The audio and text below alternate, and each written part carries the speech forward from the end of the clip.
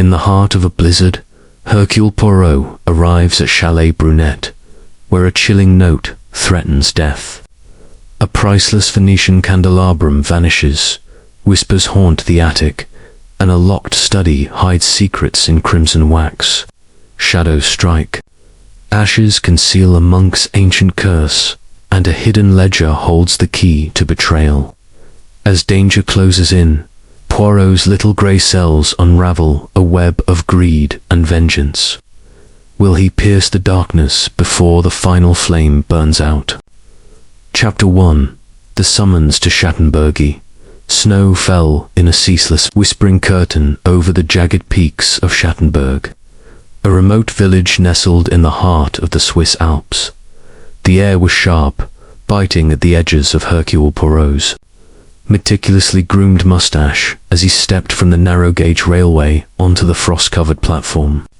His polished boots crunched against the ice, and he adjusted his heavy woolen overcoat, its dark green fabric a stark contrast to the blinding white landscape. The date was January 12th, 1925, and the world seemed hushed under the weight of winter, as though the mountains themselves held their breath. Poirot, however, was not one for poetic musings. His little grey cells were already at work, stirred by the enigmatic letter that had summoned him from the comfort of his London flat to this alpine wilderness. The letter, penned in a fine, almost tremulous hand, bore the crest of Chalet Brunet, a grand retreat perched high above Schattenberg. Its author, Madame Geneviève Larocque, a widowed heiress renowned for her collection of rare antiquities, had written with an urgency that piqued Poirot's curiosity. "A shadow hangs over my household," she had confided, her words curling across the page like tendrils of smoke. "I fear for my safety, Monsieur Poirot, and for those around me. Come quickly, for I trust no one but you." The letter hinted at no specific threat, no theft, no murder, only a vague dread that spoke to Poirot's instinct for the unusual. He had accepted, not out of sentiment, but because the puzzle of such ambiguity was irresistible to a mind that thrived on order and method. As the train's whistle faded into the distance, Poirot scanned the platform. A sleigh, its wood polished to a gleam and drawn by two sturdy horses, awaited him. The driver, a grizzled man named Hans, tipped his cap, his face weathered by years of alpine winds. "Monsieur Poirot, Madame Larocque sent me," he said, his German accent thick. Poirot nodded, climbing into the sleigh with the grace of a man who, despite his diminutive stature, carried an air of unassailable dignity. Captain Arthur Hastings, his loyal friend and companion, followed, his cheeks already reddening in the cold. "I say, Poirot," Hastings muttered, pulling his scarf tighter, "this place feels like the end of the world. What's this business about shadows, eh?" Poirot's eyes twinkled, though his expression remained inscrutable. "The end of the world, mon ami. Nan, it is merely the beginning of a mystery." Madame Larocque's words, they are like the first note of a symphony vague, yet full of promise. We shall see what discord lies beneath. The sleigh glided upward through the snow-laden pines, the path winding toward Chalet Brunet. The village of Schattenberg lay below, a cluster of timbered houses with steep roofs, their chimneys puffing smoke into the twilight. The chalet itself emerged like a vision from the storm, its 3 stories of dark wood and stone rising against the mountainside. Its windows glowed with the warm amber of lamplight, and its gabled roof was encrusted with snow, giving it the appearance of a fortress both inviting and foreboding. A carved wooden balcony ran along the second floor, its intricate patterns catching the last rays of the sinking sun. Poirot noted the chalet's isolation. No other dwellings stood within a mile, and the nearest road was a treacherous climb. A perfect stage, he murmured, for secrets to unfold. Hans reined in the horses at the chalet's entrance, where a heavy oak door, studded with iron, stood slightly ajar. A young maid, her face pale and her apron crisp, hurried out. To greet them, Monsieur Poirot, Captain Hastings, she said, curtsying. Madame awaits you in the drawing-room.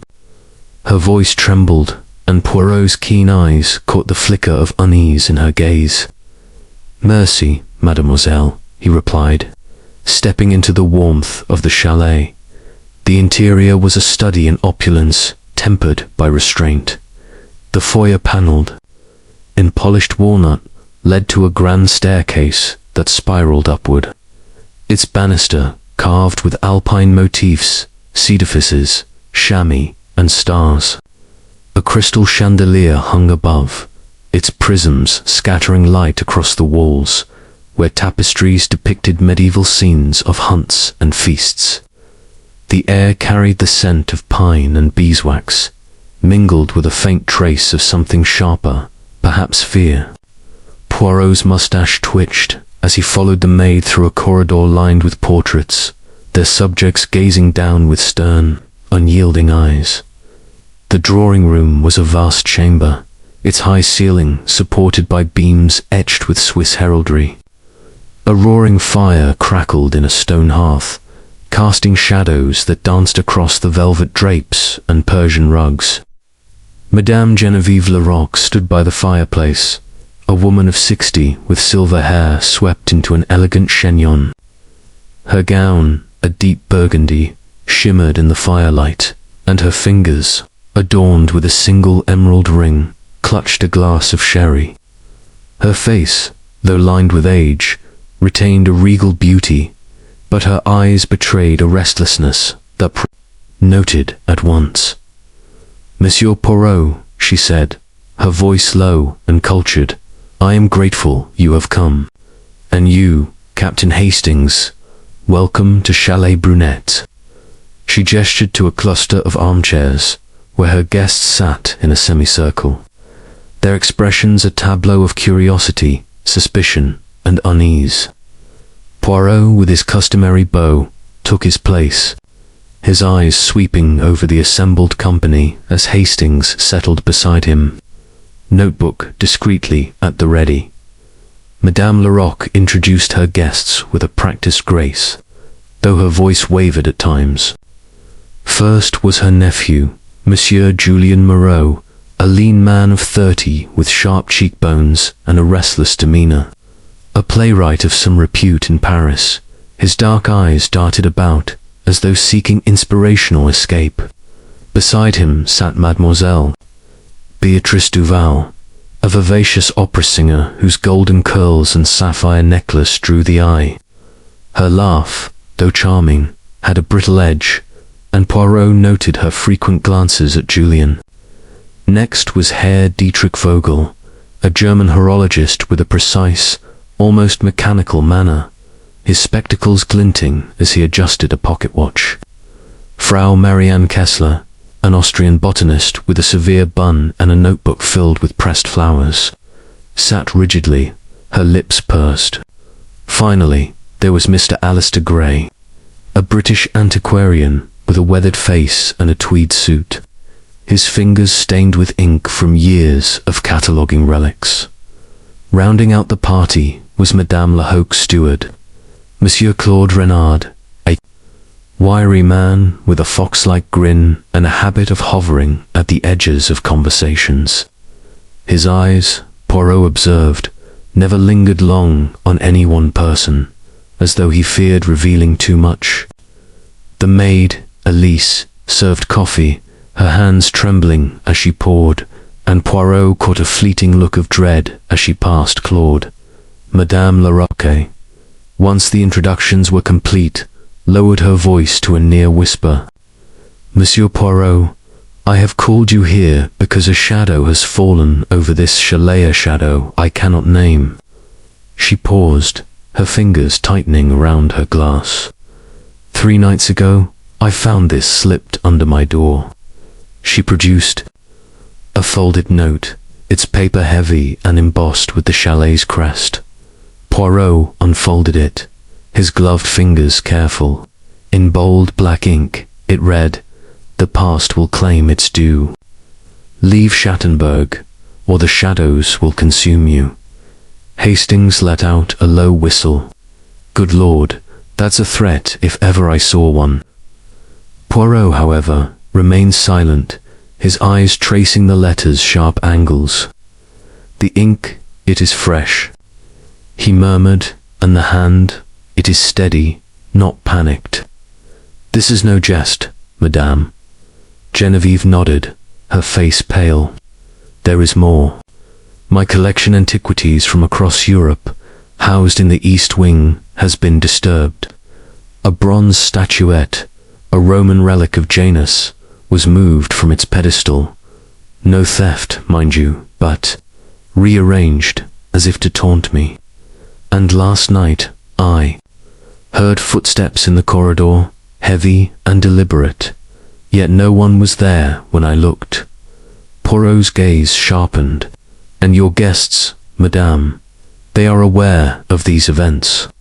"Some," she admitted. "Julian and Beatrice were with me when I found the statuette out of place. Dietrich and Marianne have complained of strange noises, creaks, murmurs in the night.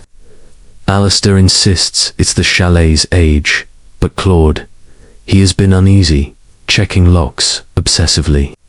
She hesitated. "I trust no one, Monsieur Poirot. My late husband, Philippe, was a collector too, and he made enemies rivals, perhaps, who coveted his treasures. I fear one of them is here." The guests shifted uncomfortably. Julian lit a cigarette, his hands unsteady. Beatrice laughed nervously, her sapphire necklace catching the firelight. Dietrich adjusted his watch with a click, while Marianne scribbled in her notebook, her pen scratching loudly. Alistair cleared his throat, muttering about superstitious nonsense. Claude, lingering by the door, avoided Poirot's gaze, his fox-like grin gone. Poirot rose, his movements deliberate. "Madame, I shall need to see this East Wing, and the statuette of Janus, the two-faced god. He is fitting, Nan, for a mystery, where truth hides behind deception." He turned to the guests. "And you, Mies Amos, I ask that you remain vigilant. The shadows, they are not ghosts, but the work of a human hand. Hercule Poirot will find it." Dinner followed, served in a dining room of equal grandeur, its long mahogany table set with silver and crystal. The meal, roast venison, potatoes au gratin, and a rich claret, was exquisite, yet the atmosphere was strained. Julian spoke of his latest play, a tragedy set in a haunted castle, but his voice lacked conviction. Beatrice regaled the table with tales of her opera tours, though her eyes lingered on Julian, as if seeking reassurance. Dietrich, precise as his clocks, discussed the mechanics of timekeeping, while Marianne lectured on alpine flora, her tone clipped. Alistair, between bites, mused about Roman artifacts, his knowledge encyclopedic but his manner distracted. Claude served silently, his movements swift, though Poirot noted his frequent glances at the windows, as if expecting an intruder. Conversation faltered when Elise, the maid, dropped a tray of glasses, her face flushing as she apologized. "It's the chalet, sir," she whispered to Poirot as she cleared the shards. "It's not right. I've heard things, whispers, like someone's watching." Poirot patted her hand. "Courage, mademoiselle. The whispers, they will speak." To Poirot, after dinner, Poirot and Hastings toured the East Wing, a corridor lined with glass cases displaying Genevieve's collection, Etruscan vases, Greek amphorae, and medieval reliquaries. The statuette of Janus, a bronze figure with two faces, one youthful, one aged, stood on a marble pedestal, slightly askew. Poirot examined it, noting a faint scratch on its base and a trace of ash on the pedestal. "Curio," he said. "No. Dust disturbed, yet the ash, it is fresh. Someone has been careless." Hastings frowned. "Ash from a fireplace, perhaps." "Perhaps," Poirot replied, "or something more deliberate. The god of beginnings and endings, he sees both past and future. This statuette, it is a clue to the shadow's intent." They returned to the drawing room, where the guests lingered over brandy. Poirot observed their interactions. Julian and Beatrice, whispering in a corner, their intimacy palpable. Dietrich, polishing his spectacles, his eyes darting to Marianne. Marianne, sketching a flower with fierce concentration. Alistair, poring over a catalogue of antiquities. And Claude, hovering near Genevieve, his expression unreadable.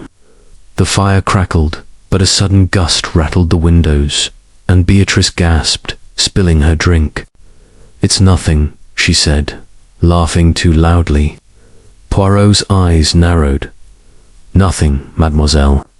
In a mystery, nothing is ever nothing."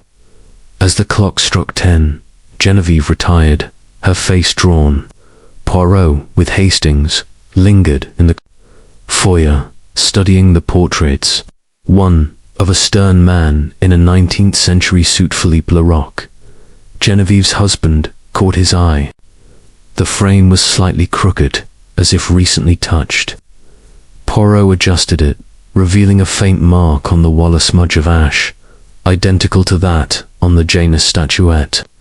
"Mon ami," he said to Hastings, "the past, it speaks, but it does not yet confess. We must listen closely."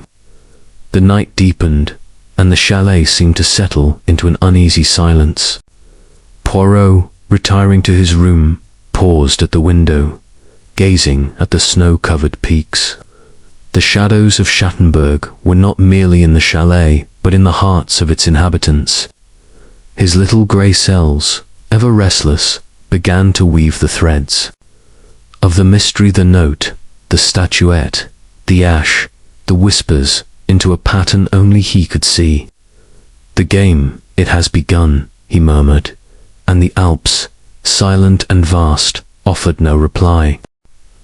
Chapter 2. The stolen flame. The dawn broke over Schattenberg with a reluctant glow, the sun struggling to pierce the heavy veil of snow that cloaked the Swiss Alps.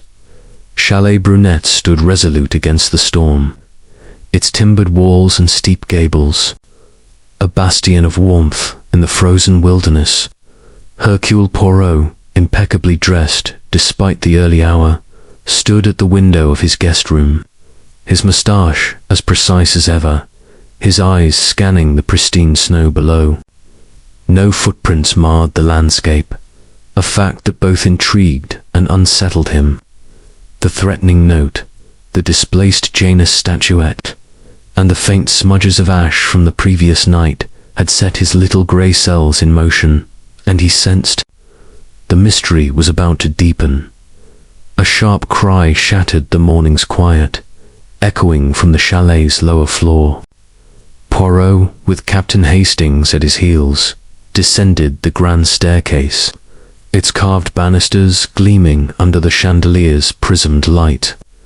The sound led them to the library, a vast room lined with oak shelves, where leather-bound volumes of history, poetry, and mythology stood sentinel.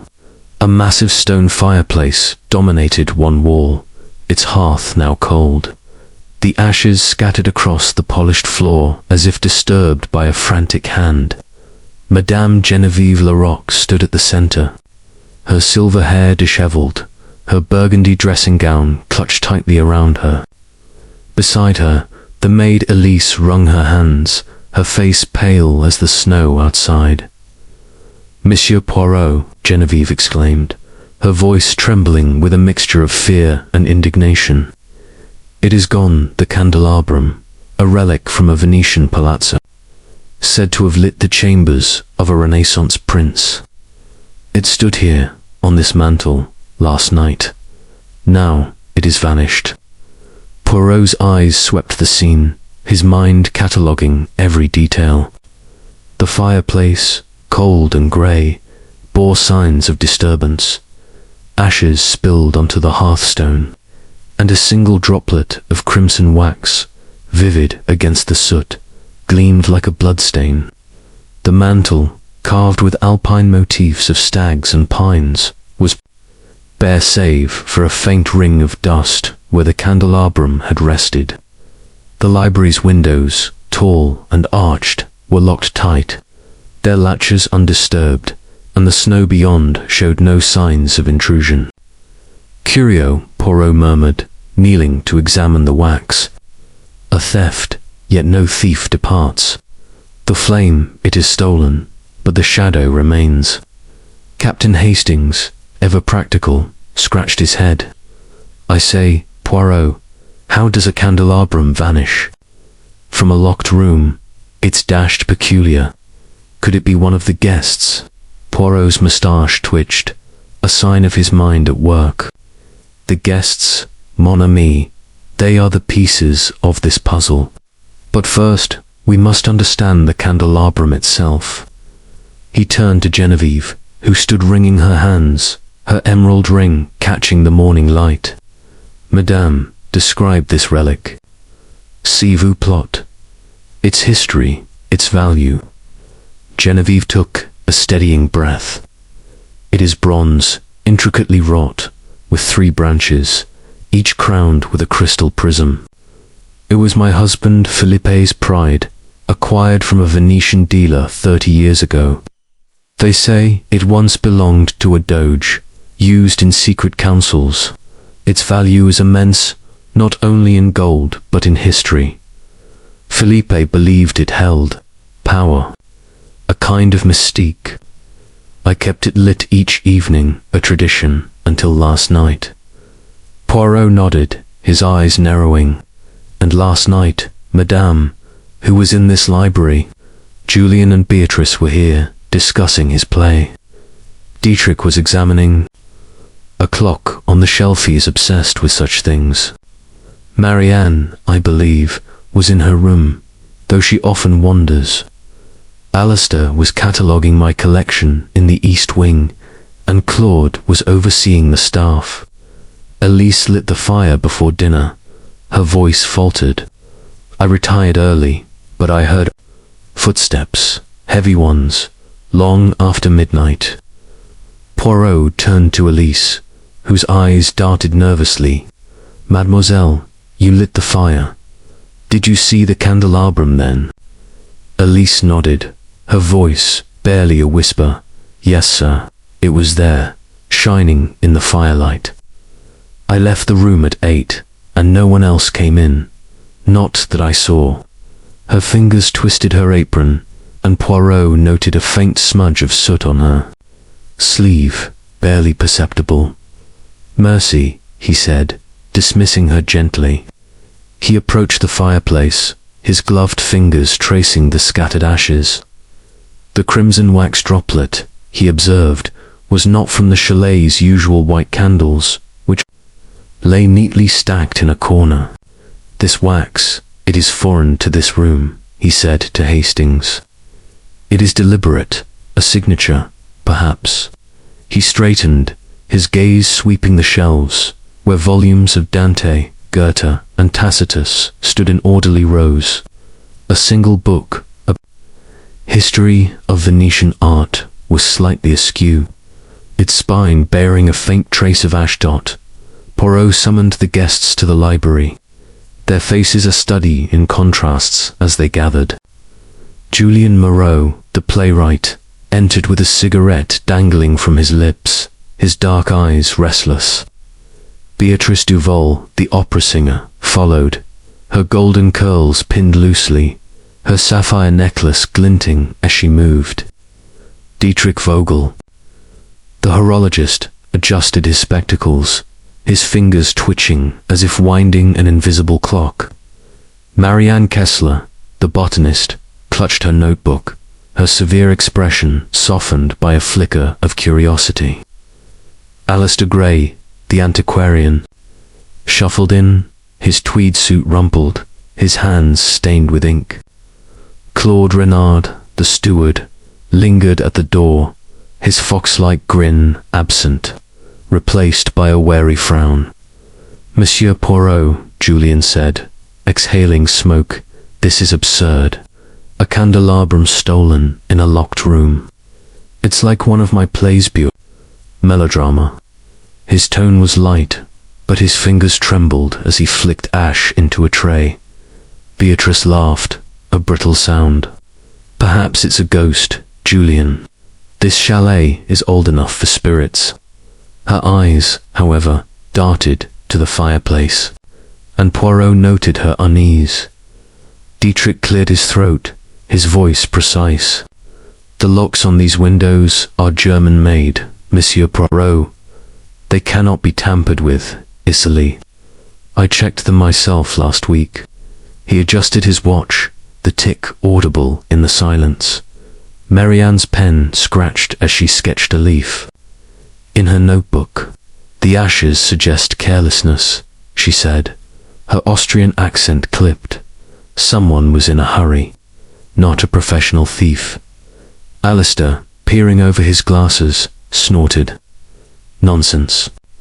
The candelabrum is priceless, but it's heavy bronze and crystal, not easily carried. Whoever took it knew its value." His fingers brushed the history book, then froze as he noticed Poirot's gaze. Claude stepped forward, his voice smooth, but strained. "I locked the chalet last night, monsieur. Every door, every window. No one could have entered from outside." His eyes flicked to Elise, who shrank under his scrutiny. Poirot raised a hand, silencing the room. "Mies Amos, the theft of the candelabrum is no mere robbery. It is a message, like the note to Madame Larocque. The crimson wax, the scattered ashes, they are clues, deliberate and precise. I ask you all to reflect. What do you know of this? Chalet's past, of Philippe Larocque's enemies." The guests exchanged glances, their silence heavy. Genevieve spoke softly. "Philippe was ruthless in his acquisitions. He outbid rivals, some of whom never forgave him. There were rumors, threats, even from a Venetian dealer who claimed the candelabrum was cursed. Philippe laughed it off, but..." Her voice trailed away, and Poirot noted the fear in her eyes. He dismissed the guests, asking them to remain in the chalet. With Hastings, he explored the library further. The history book, when opened, revealed a folded sketch of the candelabrum, its prisms drawn with meticulous care.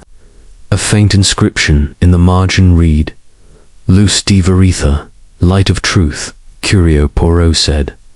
"This candelabrum, it is more than a relic.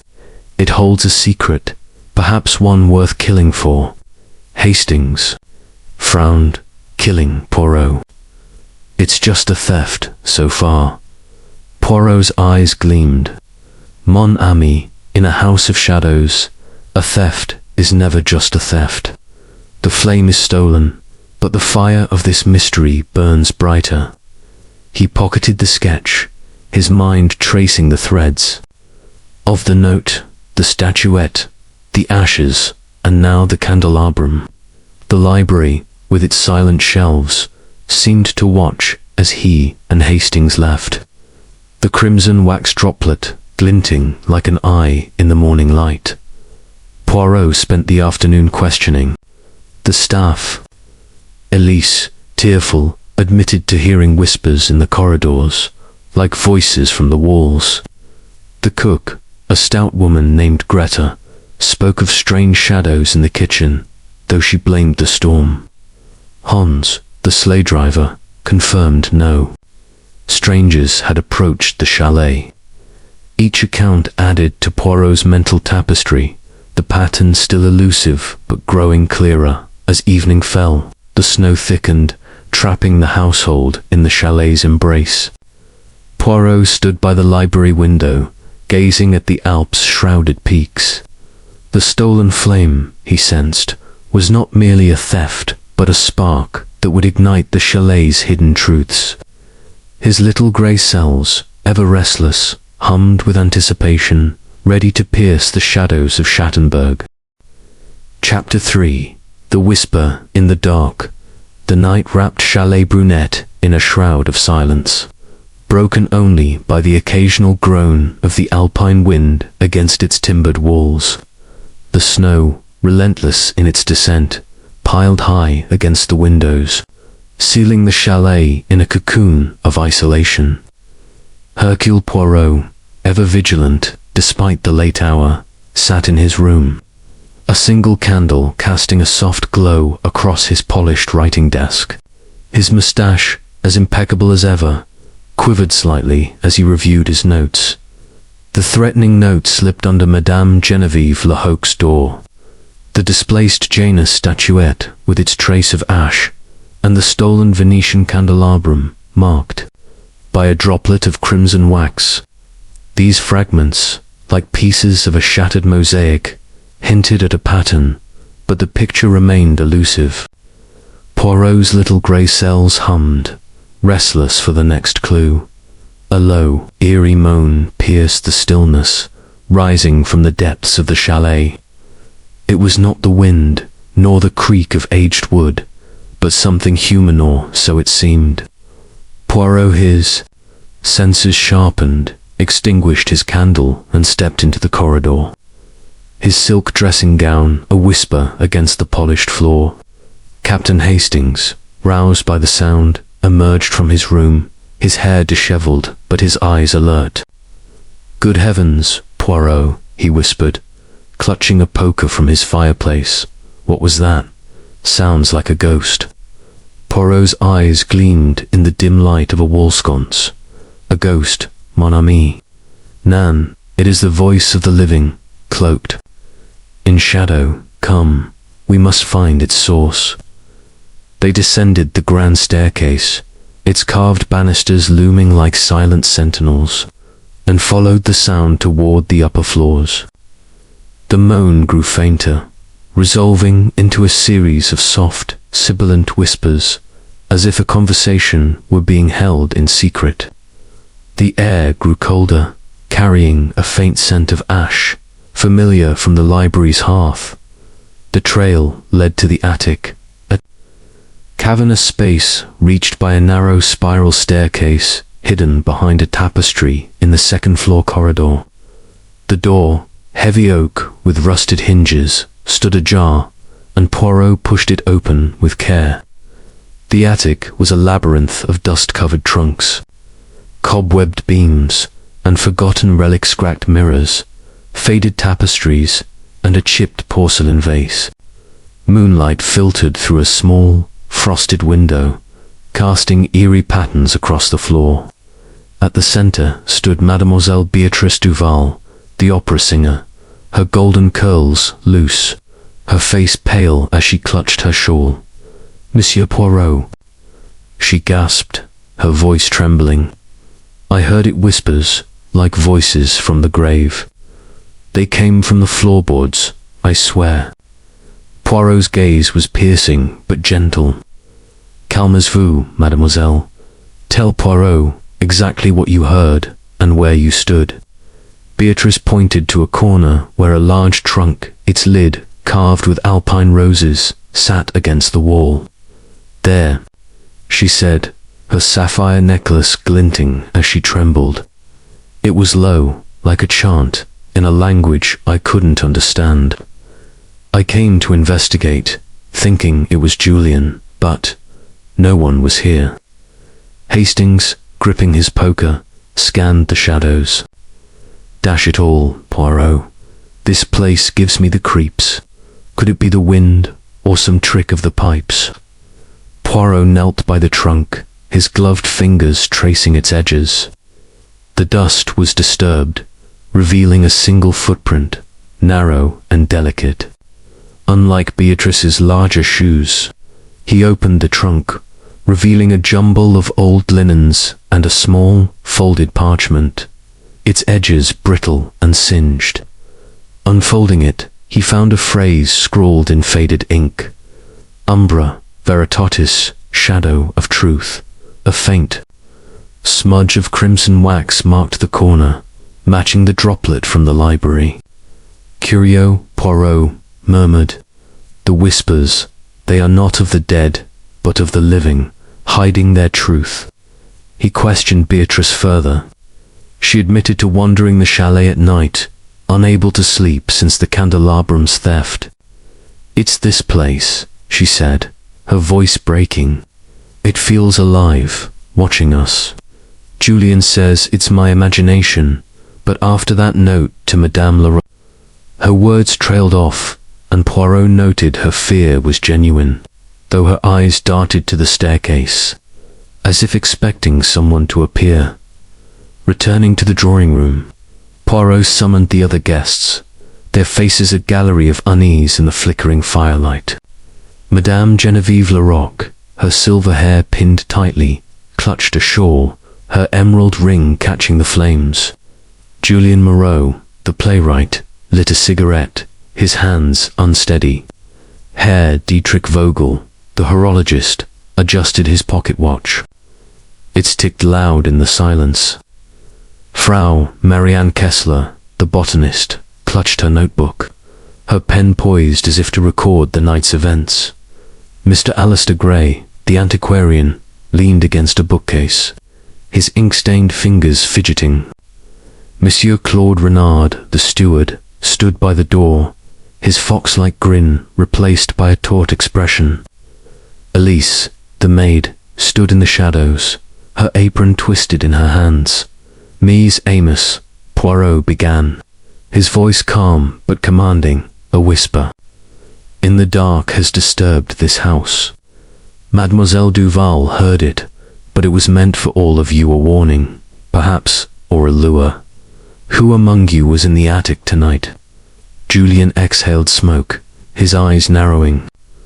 "I was in my room, Poirot, working on my script. Beatrice woke me, babbling about ghosts. She's always been theatrical." His tone was dismissive, but his fingers trembled.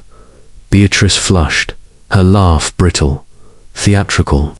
I know what I heard, Julien. It was realo, like a prayer, but menacing." She glanced at Geneviève, as if seeking support. Duttrick clicked his watch shut. "I was calibrating a clock in my room." "Old houses creak, Monsieur Poirot. It's nothing sinister." His precision seemed forced, and Poirot noted a faint smudge of ash on his cuff. Marianne's pen scratched furiously. "I was studying Alpine. More samples in my room. I heard nothing, but this chalet has history tunnels, perhaps from its medieval days." Her eyes flickered to Alistair, who snorted. "Tunnels, poppycock," Alistair said, adjusting his glasses. "I was in the East Wing, cataloguing Genevieve's relics. This whisper business is nonsense, likely the wind." His ink-stained fingers twitched, and Poirot observed a nervous glance toward Claude. Claude stepped forward, his voice smooth. "I was checking the locks, as always. The chalet is secure, monsieur. No one entered or left." His eyes, however, avoided Poirot's, lingering on the fireplace. Geneviève spoke, her voice low. "This chalet belonged to Philippe's family for centuries. There are story servants' tales of a hidden chamber used by smugglers in Napoleon's time. Could the whispers come from there?" Her fear was palpable, and Poirot noted Elisa's sharp intake of breath. He examined the attic again, with Hastings at his side. The footprint, he confirmed, was too small for any male guest, suggesting a woman or a child. The parchment's phrase, "Umbra veritatis," echoed the sketch from the library's history book. "Luce di verita." The shadow and the light, Poirot mused. They are two sides of the same truth. He found a loose floorboard near the trunk, revealing a narrow gap, too small for a person, but wide enough for sound to travel. Below, he glimpsed the library's ceiling beams, suggesting a hidden passage. The whispers, they are no ghost, Hastings.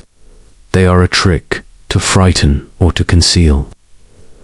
Back in the drawing room, Poirot questioned Elise privately. She admitted to hearing similar whispers the previous night near the kitchen, but feared speaking up. "It's the chalet, sir," she whispered. "It's cursed, ever since Monsieur Philippe's time. He brought that candelabrum here, and the troubles started." Her eyes darted to the portrait of Philippe Larocque, its stern gaze seeming to follow her. Poirot then spoke with Genevieve, who revealed more about her husband's past. "Philippe was relentless," she said. "He acquired the candelabrum from a Venetian dealer, Marco Bellini, who swore it was cursed by a secret society. Philippe laughed, but Bellini vanished soon after, and rumors spread of his ruin. I thought it was nonsense, but now..." Her voice faltered, and Poirot noted her clenched hands. The morning brought no relief, the blizzard sealing the chalet tighter. Poirot explored the library again, finding a hidden latch behind a bookcase, leading to a narrow passage. It was dusty, unused, but a faint trace of crimson wax marked the wall, and a single thread blue silk, like Beatrice's shawlcot on a splinter.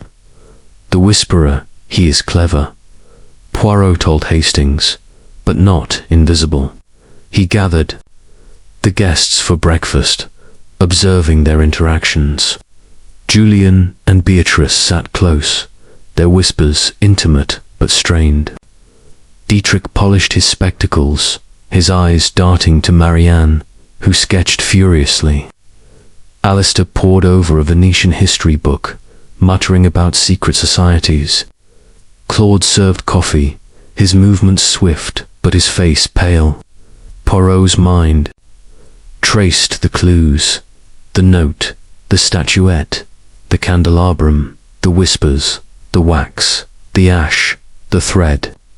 "The shadow in the dark," he said softly, "is a human hand, and it grows bolder." As the day wore on, Poirot interviewed each guest. Privately, Julian admitted to exploring the chalet's upper floors, seeking inspiration for his play, but denied entering the attic. Beatrice confessed to a fear of confined spaces, her opera tours haunted by stage fright. Dietrich spoke of a rival horologist who coveted his work, hinting at professional enemies. Marianne revealed her research into Alpine folklore, including tales of a shadow keeper tied to the chalet. Alistair admitted to knowing Bellini, the Venetian dealer, but claimed their dealings were amicable. Claude, evasive, said he'd worked for Philippe and knew of his rivals, but saw nothing unusual. By evening, the whispers had ceased, but the chalet's atmosphere grew heavier. Poirot stood by the library fireplace, the crimson wax droplet glinting in the firelight. "The whisper in the dark," he told Hastings, "is a voice of intent. It seeks to unsettle, to divide. But Hercule Poirot, he listens, and he will find its source." The Alps, silent beyond the windows, held their secrets close, but Poirot's grey cells burned with the promise of revelation. Chapter 4. The locked study, the morning sun, frail and hesitant, struggled through the snow-laden clouds over Schattenberg, casting a pallid glow across Chalet Brunet's steep gables. The blizzard had not relented, its relentless flakes sealing the chalet in an icy embrace, as if the Alps themselves conspired to trap the secrets within. Hercule Poirot, his moustache a flawless arc despite the hour, stood in the grand foyer, his mind a whirl of clues. The threatening note slipped under Madame Genevieve Larocque's door. The displaced Janus statuette, with its ash smudge, the stolen Venetian candelabrum marked by crimson wax, and the eerie whispers in the attic accompanied by a singed parchment bearing umbra veritatis. The blue silk thread, caught in the attic's hidden passage, lingered in his thoughts. A delicate thread in the tapestry of deceit he was determined to unravel. A sharp exclamation from the corridor broke his reverie. Madame Geneviève Larocque, her silver hair pinned tightly but her face etched with alarm, hurried toward him, her burgundy shawl trailing like a shadow. "Monsieur Poirot," she cried, her voice a mix of frustration and fear. "My studyette is locked from the inside. I left it open last night, I am certain, yet now the key will not turn, and no one answers from within." Poirot, with Captain Hastings at his side, followed her to the study, a heavy oak door at the end of a corridor lined with tapestries depicting alpine legends, hunters, wolves, and starlit peaks. The door, carved with intricate scrolls, was indeed locked, its brass keyhole unyielding. Poirot knelt, his gloved fingers testing the lock, his eyes noting a faint scratch on the keyhole's rim, as if it had been tampered with. He murmured, "A locked room, mon ami, is a challenge to the little grey cells. It suggests not only secrecy but intent." Hastings, ever practical, rapped on the door. "Hello, anyone in there?" Silence answered, broken only by the distant howl of the wind. He turned to Poirot, frowning. "Could someone be trapped inside, Poirot, or is this another of your puzzles?" Poirot's eyes gleamed. "Trapped Hastings, perhaps. But I suspect this lock serves to conceal, not to confine." He requested a master key from Claude Renard, the steward, who arrived swiftly, his fox-like grin absent, his hands fidgeting with a ring of keys. "I've never known this door to stick," Claude said, his voice tight. "It's old, but secure." The master key, however, failed to budge the lock, and Poirot's suspicions deepened. With Genevieve's permission, Poirot directed Hans, the sleigh driver, to fetch tools from the chalet's shed but due to a system. "Apologies," the response was, "cut off. I'll continue and complete Chapter 4, The Locked Study, ensuring it meets the 6,500 to 7,500 word target, adheres to Agatha Christie's style, and avoids repetition from prior versions. The narrative will build on the established clues threatening. Note, Janus, statuette, candelabrum theft, whispers, crimson wax, ash, blue silk thread, umbra veritatis, parchment, and introduce a locked study incident. Deepening the mystery at Chalet Brunet. Shed. Hans returned with a crowbar, and with a grunt. He forced the door open, the wood splintering slightly at the lock. The study revealed itself a room of dark mahogany, lined with shelves of leather-bound books and a massive desk cluttered with papers, quills, and an inkwell. A large window overlooked the snow-covered Alps, its latch secure, the snow outside. Undisturbed, the room was in disarray. Books lay scattered on the floor, a chair was overturned, and a drawer in the desk hung open, its contents spilling out. On the desk, a single quill pen bore a droplet of crimson wax, identical to that found in the library.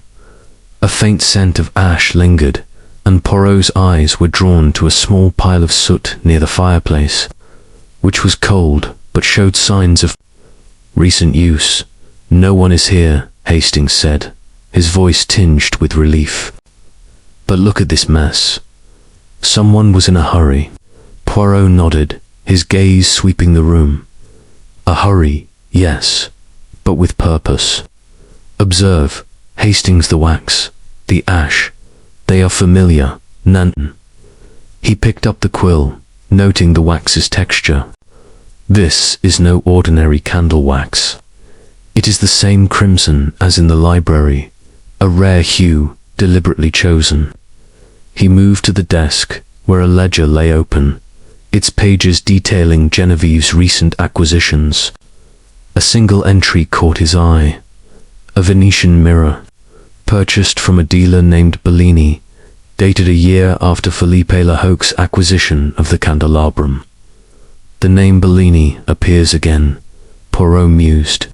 The candelabrum's curse. It seems, has a long shadow. Genevieve, standing at the doorway, gasped. That mirror is in the East Wing, part of Felipe's collection. Could it be connected? Everything is connected, Madame Poirot replied.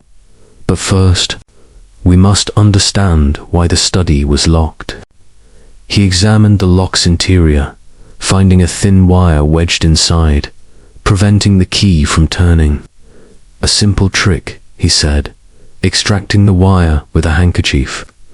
The lock was jammed from the outside, to make it appear locked from within. Someone wished to delay our entry, to hide their actions. Hastings frowned. But who and what were they after? Poirot's eyes gleamed. That mon ami is the question. Let us gather the guests and see what their faces reveal. He sent Claude to summon the others, and soon the library was filled with the chalet's inhabitants, their expressions a mix of curiosity and apprehension. Julien Moreau, the playwright, leaned against a bookcase, lighting a cigarette. A locked study, now. This is turning into one of my dramas. His casual tone belied the tension in his jaw. Beatrice Duval, her sapphire necklace glinting, clutched Julien's arm. It's terrifying, Monsieur Poirot. First the candelabrum, then those whispers, and now this. Is someone trying to drive us mad? Her voice was theatrical, but her eyes were wide with fear. Herr Dietrich Vogel, the horologist, adjusted his spectacles, his fingers precise. The lock was tampered with, you say?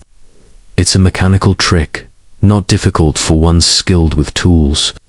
His gaze flicked to Claude, who stiffened. Frau Marianne Kessler, her botanist's notebook in hand, scribbled notes. The ashes suggest a fire was lit recently. Perhaps someone burned evidence. Her tone was clinical, but her hands shook slightly. Mr. Alistair Gray, the antiquarian, peered at the desk. That ledger mentions Bellini. I knew him a ruthless dealer, but he disappeared after a dispute with Felipe. Could someone be settling an old score? His ink-stained fingers fidgeted, and Poirot noted a nervous glance at Genevieve. Claude Renard, standing by the door, cleared his throat. I checked all the locks last night, Monsieur Poirot. No one could have entered from outside. It must be someone inside. His fox-like grin returned, but it was strained. Elise, the maid, lingered in the shadows, her apron twisted in her hands. It's the chalet, sir, she whispered to Poirot. It's cursed. Ever since that candelabrum came here, things have gone wrong. Her eyes darted to the portrait of Felipe Larocque, hanging above the fireplace. Poirot raised a hand, silencing the room. Mise, Amis, the locked study is no accident. It is a stage, set to conceal the truth. The crimson wax, the ash, the disarrayed, are deliberate, like the note, the statuette, and the candelabrum's theft. Someone among us plays a dangerous game. His eyes swept over the guests, noting Julien's trembling cigarette, Beatrice's clenched hand, Dietrich's ticking watch, Marianne's furious scribbling, Alistair's averted gaze, and tense posture. He turned to Genevieve. Madame, tell me of this Venetian mirror. Its connection to Bellini intrigues me. Genevieve's face paled. It's a large, gilded mirror, said to be enchanted a gift from Bellini to Felipe, but with a warning. He claimed it revealed truths that should remain hidden. Felipe laughed, but he kept it locked away in the east wing. I haven't seen it in years. Poirot's moustache twitched. A mirror that reveals truths, and a candelabrum that holds secrets. The umbra veritatis's shadow of truth begins to take shape. He dismissed the guests, asking them to remain in the chalet, and took Hastings to the east wing to examine the mirror. The east wing was a gallery of antiquities, its glass cases gleaming under the dim light. The Venetian mirror, its frame ornate, with gold leaf and cherubs, stood covered in a velvet cloth. Poirot lifted the cloth, revealing a flawless surface that seemed to shimmer unnaturally. A faint smudge of ash marked the frame, and a single blue silk thread identical to the one from the attic clung to its edge. The mirror, it speaks, Poirot said softly. But what does it see? Hastings shivered. I don't like the look of it, Poirot. It's as if it's watching us. Poirot smiled faintly. Perhaps it is, mon ami. But it is not the mirror we must fear, it is the one who uses it. He examined the mirror's back, finding a hidden compartment, empty but lined with crimson wax residue. Someone has been here, seeking something hidden. The locked study. It was a diversion. They returned to the study, where Poirot pored over the ledger. The Bellini entry noted a dispute over payment, with a cryptic remark, "Mirror holds." The key. Poirot's eyes gleamed. The key, Hastings, not to the study, but to the mystery. He questioned the guests again, this time individually. Julian admitted to arguing with Genevieve about her refusal to fund his new play, but denied entering the study. Beatrice confessed to sneaking into the east wing to admire the mirror, drawn by its legend, but swore she touched nothing. Dietrich revealed a knowledge of lock mechanisms, but claimed he was in his room all night. Marianne admitted to exploring the chalet's passages, seeking rare plants, but denied tampering with locks. Alistair confessed to handling the mirror years ago for Philippe, but said it was untouched since. Claude insisted he was in the kitchen, overseeing Elise, but his hands bore faint ash marks. Poirot gathered the clues: the crimson wax, the ash, the blue silk thread, the tampered lock, the mirror's compartment. The locked study, he told Hastings, was a trap to distract us from the mirror. The thief seeks something hidden within it, truth tied to Bellini's curse. He stood by the study window, gazing at the snow-covered Alps. The shadows. Grow longer, Hastings, but the light of Poirot's reason will pierce them. As night fell, the chalet seemed to hold its breath, the locked study a silent testament to the growing menace. Poirot's little grey cells worked tirelessly, weaving the threads of the mystery into a pattern only he could see. Chapter 5. The shadow on the wall, the blizzard over Schattenberg, grew fiercer, its howling winds battering Chalet Brunet as if the Alps themselves sought to unearth its secrets. The evening light, dim and grey, filtered through the chalet's frosted windows, casting long shadows that danced across the polished floors like spectres. Hercule Poirot, his moustache a perfect arc despite the mounting tension, stood in the grand foyer, his mind weaving the threads of the mystery. The threatening note slipped under Madame Genevieve Lehoque's door. The displaced Janus statuette with its smudge of ash. The stolen Venetian candelabrum marked by crimson wax. The eerie whispers in the attic, accompanied by a singed parchment bearing umbra veritatis, and the locked study, its tampered lock and Venetian mirror revealing a hidden compartment lined with the same crimson wax. The blue silk thread, found in both the attic and the mirror's frame, lingered in his thoughts, a delicate clue pointing to a calculated mind. Poirot's little grey cells buzzed, sensing the mystery was about to escalate. A piercing scream shattered the chalet's uneasy calm, echoing from the grand staircase that spiraled upward from the foyer. Poirot, with Captain Hastings at his heels, hurried toward the sound, their footsteps muffled by the thick Persian rug. At the base of the stairs lay Mr. Alistair Gray, the antiquarian, clutching his wrist, his weathered face pale with shock. His tweed suit was dishevelled, and a faint bruise marked his forearm, visible where his sleeve had torn. It was a shadow, he gasped, his voice trembling. A figure cloaked dark pushed me from behind as I descended. I nearly broke my neck. Poirot knelt beside him, his eyes sharp as he examined the bruise. "Calmez-vous, Monsieur Gray. Tell Poirot exactly what you saw." Alistair, struggling to his feet with Hastings' help, pointed to the staircase's midpoint, where a large window overlooked the snow-covered Alps. There, on the landing, the shadow moved fast, no face, just a blur. It shoved me, and I fell. Then it was gone. Poirot ascended the stairs, his gloved fingers tracing the banister's carved alpine motifs, cedar-fisses, chamois, and stars. On the landing, he found a single clue, a crimson wax seal, stamped with a faint symbol resembling a crescent moon, pressed into the wooden step. The wax matched that found in the library, study, and mirrors compartment. Nearby, a faint smudge of ash dusted the banister, and a single blue silk thread identical to those from the attic and mirror clung to a splinter. "The shadow leaves its mark," Poirot murmured, his voice low. "But it is no phantom. It is human, and it is bold." Hastings, assisting Alistair to a chair in the drawing-room, frowned.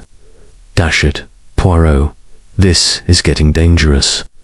First, a note, then a theft, whispers, a locked room, and now an attack. Who's behind this?" Poirot's eyes gleamed. "Who, mon ami? That is the question. The shadow on the wall is a performance, staged to frighten or to silence. We must see. Who benefits from such fear?" He summoned the household, and soon the drawing-room was filled with the guests, their faces a gallery of apprehension and suspicion. Madame Genevieve Larocque, her silver hair pinned tightly, stood by the fireplace, her emerald ring glinting in the firelight. "An attack, Monsieur Poirot. This is intolerable. My chalet is no place for violence." Her voice trembled, but her eyes darted to Alistair, as if weighing his words. Julien Moreau, the playwright, lit a cigarette, his hands unsteady. "This is madness," he said, exhaling smoke. "A shadow. Alistair, you've been reading too many of my scripts.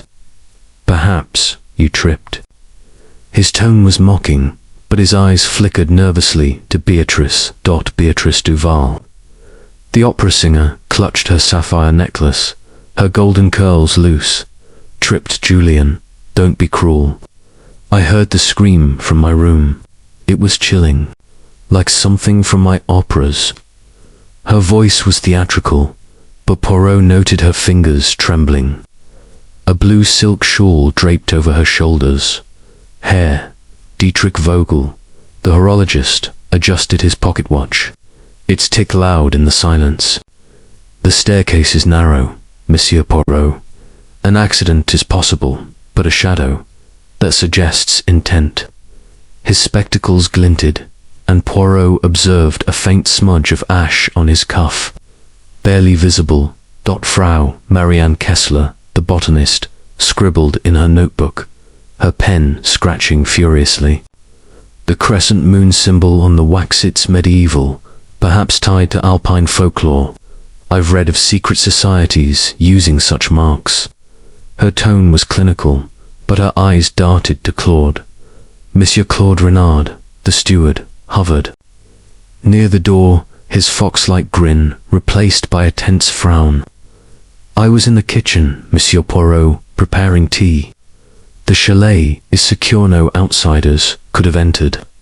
His hands fidgeted, and Poirot noted a faint trace of ash on his knuckles. Elise, the maid, lingered in the shadows, her apron twisted in her hands. It's the curse, sir, she whispered to Poirot.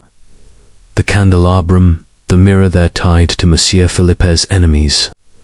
I saw a shadow last night, near the east wing. Her voice trembled, and Poirot patted her hand gently. Poirot raised a hand, commanding silence. Mise Amos, the shadow on the wall is no accident. It is part of a pattern, the note, the statuette, the candelabrum, the whispers, the locked study, and now this attack. The crimson wax, the ash, the blue silk thread, they are the signatures of a mind that seeks to unsettle us. Monsieur Gray, what were you doing on the stairs? Alistair, rubbing his wrist, hesitated. I was returning from the east wing.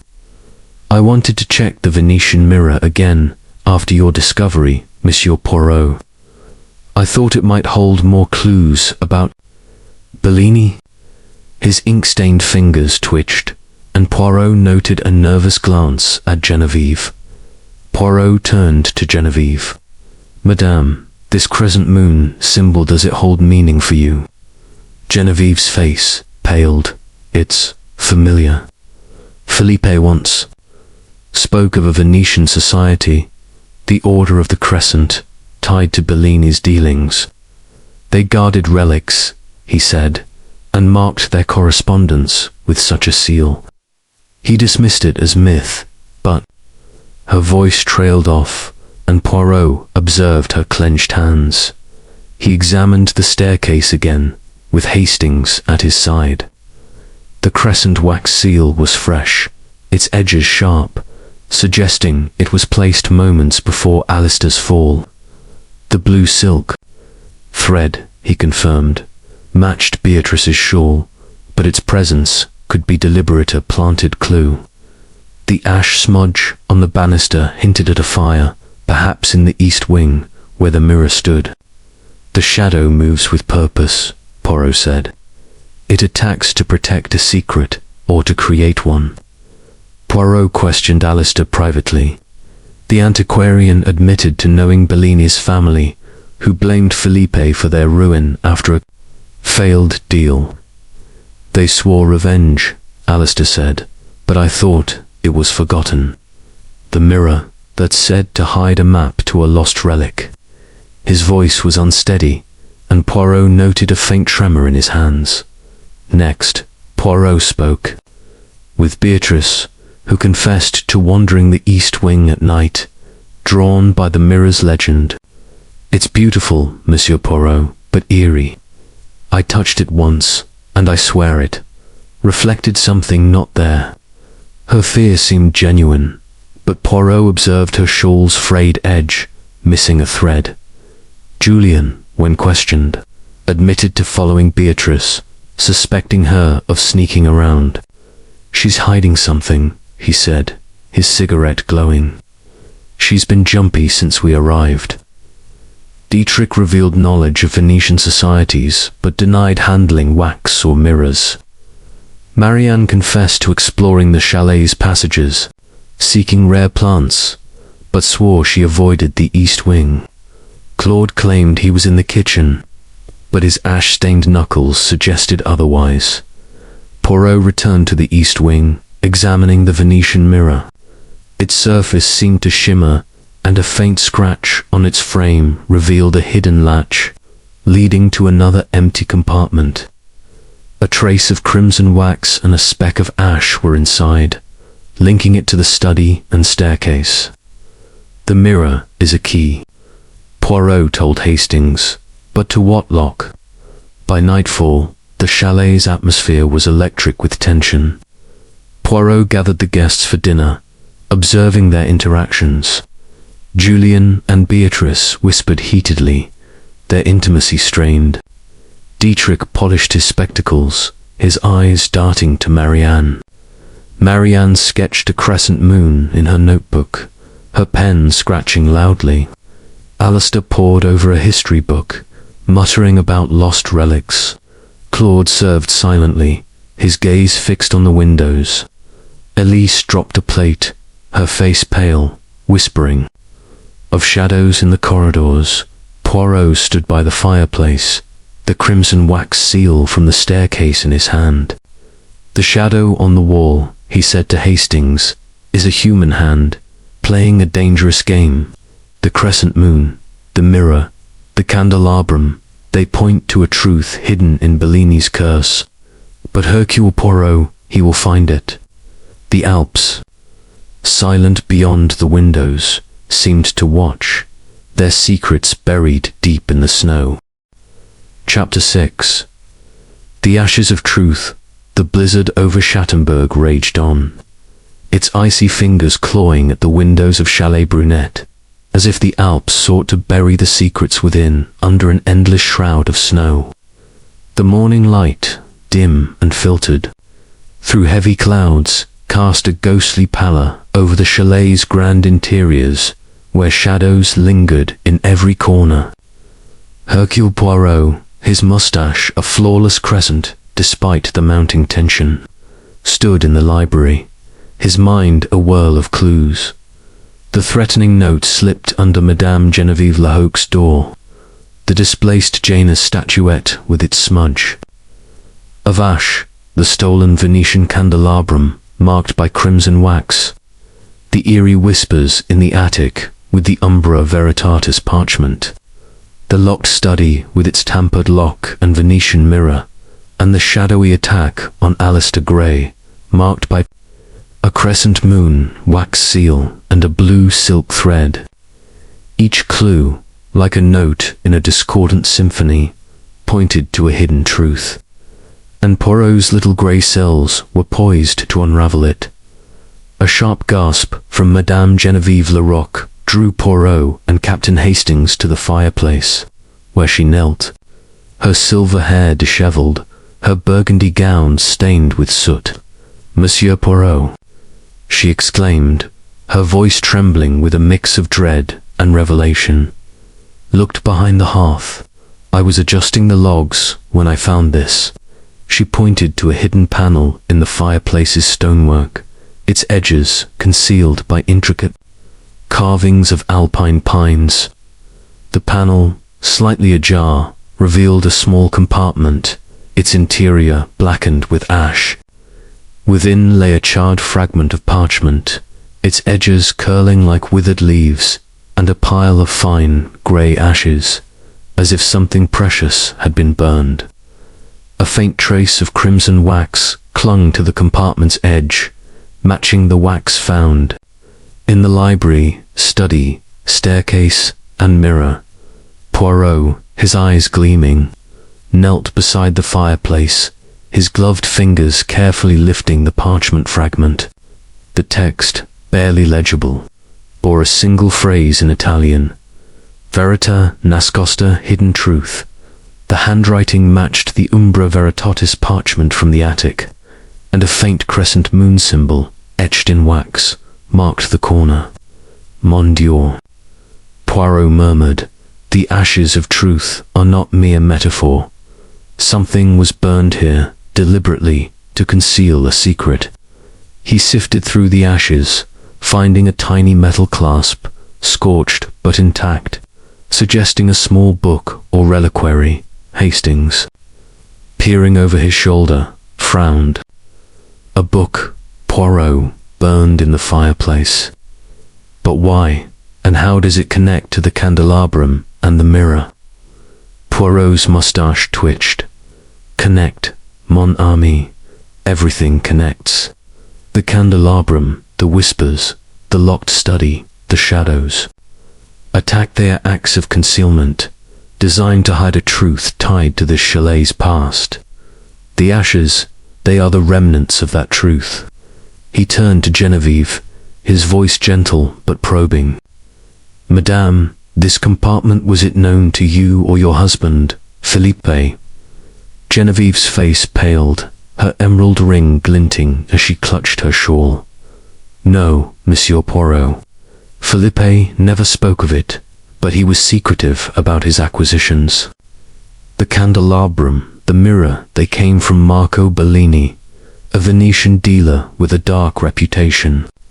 Felipe said, Bellini belonged to a society, the Order of the Crescent, that guarded relics with occult significance. I thought it nonsense, but now, her voice faltered, and Poirot noted the fear in her eyes, deeper than before. He summoned the guests to the library, their faces a tableau of unease, as they gathered around the cold hearth. Julien Moreau, the playwright, lit a cigarette, his dark eyes restless, burned ashes. This is like one of my tragedies, Poirot. Someone's playing a grim game. His tone was light, but his fingers trembled, scattering ash from his cigarette. Beatrice Duval, the opera singer, clutched her blue silk shawl, her sapphire necklace catching the firelight. It's horrifying, she said, her voice theatrical but strained.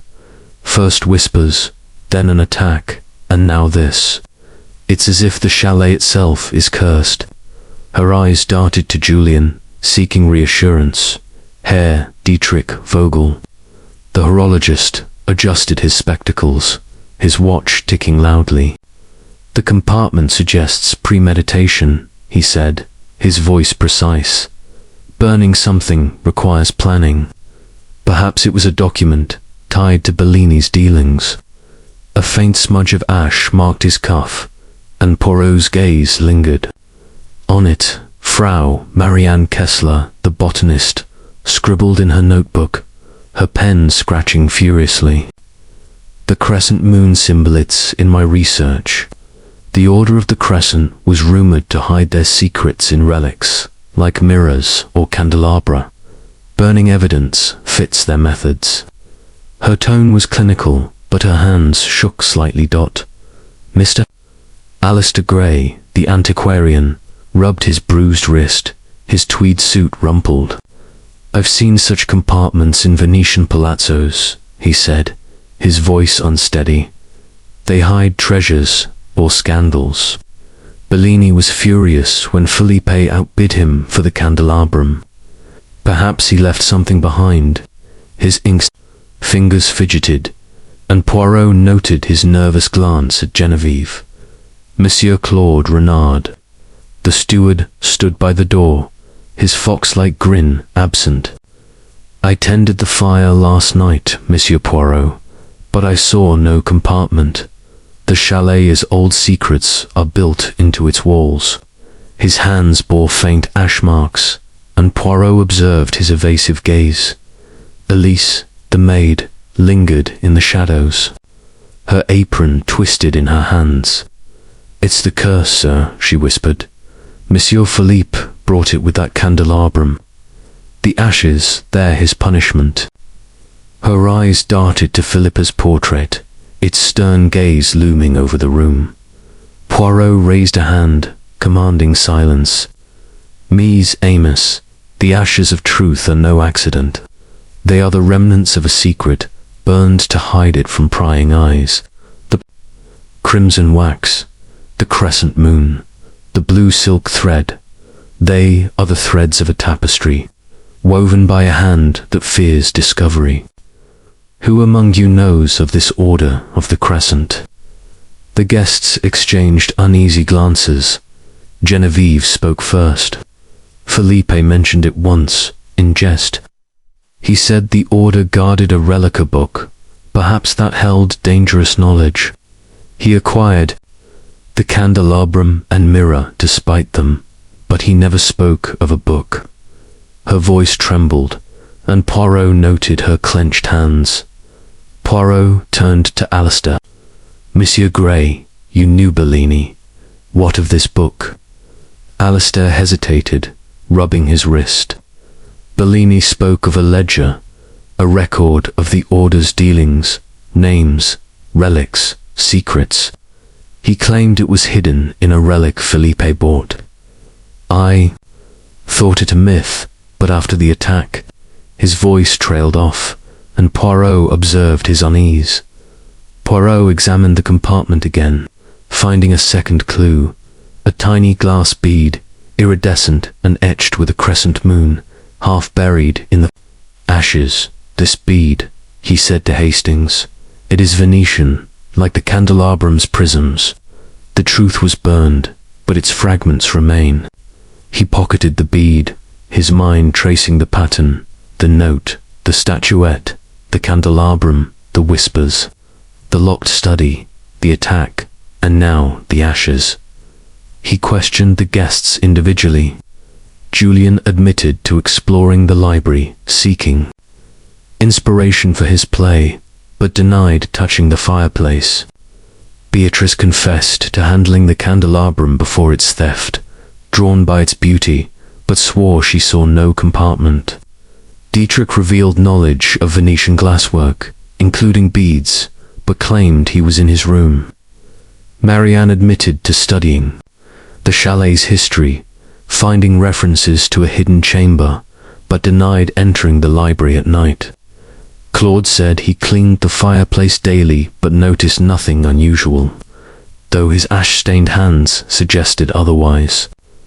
Elise, tearful, spoke of seeing a shadow near the library, like a figure in a cloak.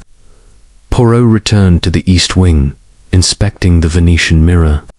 Its hidden compartment, empty but lined with crimson wax, suggested a connection to the fireplace's ashes. A faint scratch on the mirror's frame revealed another crescent moon symbol etched in silver. The mirror and the candelabrum, Poirot told Hastings, they are keys to a lost truth. Perhaps this ledger Bellini spoke of, the ashes are its remains, burned to protect a secret. By afternoon, the chalet's atmosphere was thick with suspicion. Poirot gathered the guests for lunch, observing their interactions. Julian and Beatrice whispered heatedly, their intimacy fraying. Dietrich polished his spectacles, his eyes darting to Marianne. Marianne sketched a crescent moon, her pen scratching loudly. Alistair pored over a book on Venetian relics, muttering about hidden ledgers. Claude served silently, his gaze fixed on the windows. Elise dropped a spoon, her face pale, whispering of shadows in the corridors. Poirot stood by the fireplace, the charred parchment in his hand. "The ashes of truth," he said to Hastings, "are a confession of guilt. Someone burned a secret to keep it from the light, but Hercule Poirot, he will illuminate it." The Alps, silent beyond the windows, seemed to hold their breath, their secrets buried deep in the snow. Chapter 7. The monks cursed the blizzard that gripped Schattenberg, had transformed Chalet Brunet into a fortress of ice, its timbered walls groaning under the weight of snow as the Alps stood sentinel in the darkness. The morning light, feeble and grey, barely pierced the heavy clouds, casting an eerie glow across the chalet's grand interiors, where shadows seemed to cling to every corner. Hercule Poirot, his moustache a paragon of precision despite the mounting tension, stood in the library, his mind weaving the intricate threads of the mystery.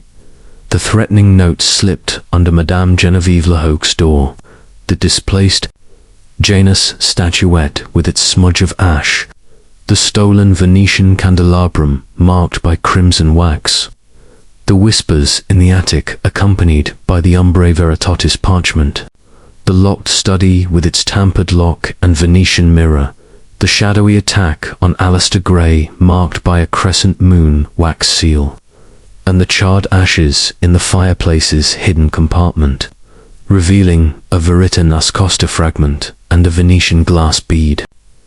Each clue, like a note in a discordant melody, pointed to a hidden truth, and Poirot's little grey cells thrummed with anticipation, sensing the mystery was about to take a darker turn. A low murmur from the dining room drew Poirot and Captain Hastings, their footsteps echoing on the polished floors. Madame Geneviève Larocque, her silver hair tightly pinned, stood at the head of the mahogany table, her emerald ring glinting as she clutched a leather-bound book, its cover worn and embossed with a crescent moon. "Monsieur Poirot," she said, her voice trembling with a mix of awe and dread. "I found this in the attic this morning, hidden in a trunk. It's a chronicle of the chalet's history, written by a monk who lived here centuries ago. It speaks of a curse amongst curse that haunts this place." Poirot took the book, his gloved fingers tracing the crescent moon embossing, which matched the wax seals found on the staircase and in the fireplace compartment. The pages, brittle and yellowed, were written in Latin, with annotations in Italian. A passage caught his eye. "Maledictum manati, umbra veritatis, lus di veritotha," monk's curse. The shadow of truth, the light of truth. The text described a 15th century monk, Brother Anselmo, who served a noble family ancestors of Philippe. Larocque betrayed him by stealing a sacred relic, a book of forbidden knowledge. Anselmo cursed the family, vowing that shadows would consume their light until the relic was restored. A faint smudge of crimson wax marked the page, and a blue silk thread, identical to those found in the attic and mirror, was pressed. Between the leaves, Monsieur Poirot murmured, his eyes gleaming. "The monk's curse is no mere legend. It is a motive, woven into the fabric of this mystery." He turned to Geneviève, his voice calm but probing. "Madame, this book, where exactly did you find it?" Geneviève hesitated, her hands trembling. "In the attic, near the trunk where Beatrice heard the whispers. I was searching for old records, hoping to understand the candelabrum's history. The book was hidden beneath a false bottom, wrapped in cloth." Her eyes darted to the fireplace, where the ashes from the previous day's discovery still lingered. Hastings, ever practical, frowned. "A curse, Poirot. Surely this is superstition. But the wax, the thread, it's all connected, isn't it? Someone's using this legend to scare us." Poirot's mustache twitched. "Scare mon ami, or to conceal. The monk's curse is a mask worn by a human hand to hide a truth. The ashes, the wax, the thread, they are the tools of this masquerade." He summoned the guests to the dining room, their faces a gallery of unease as they gathered around the table. The chronicle opened before them.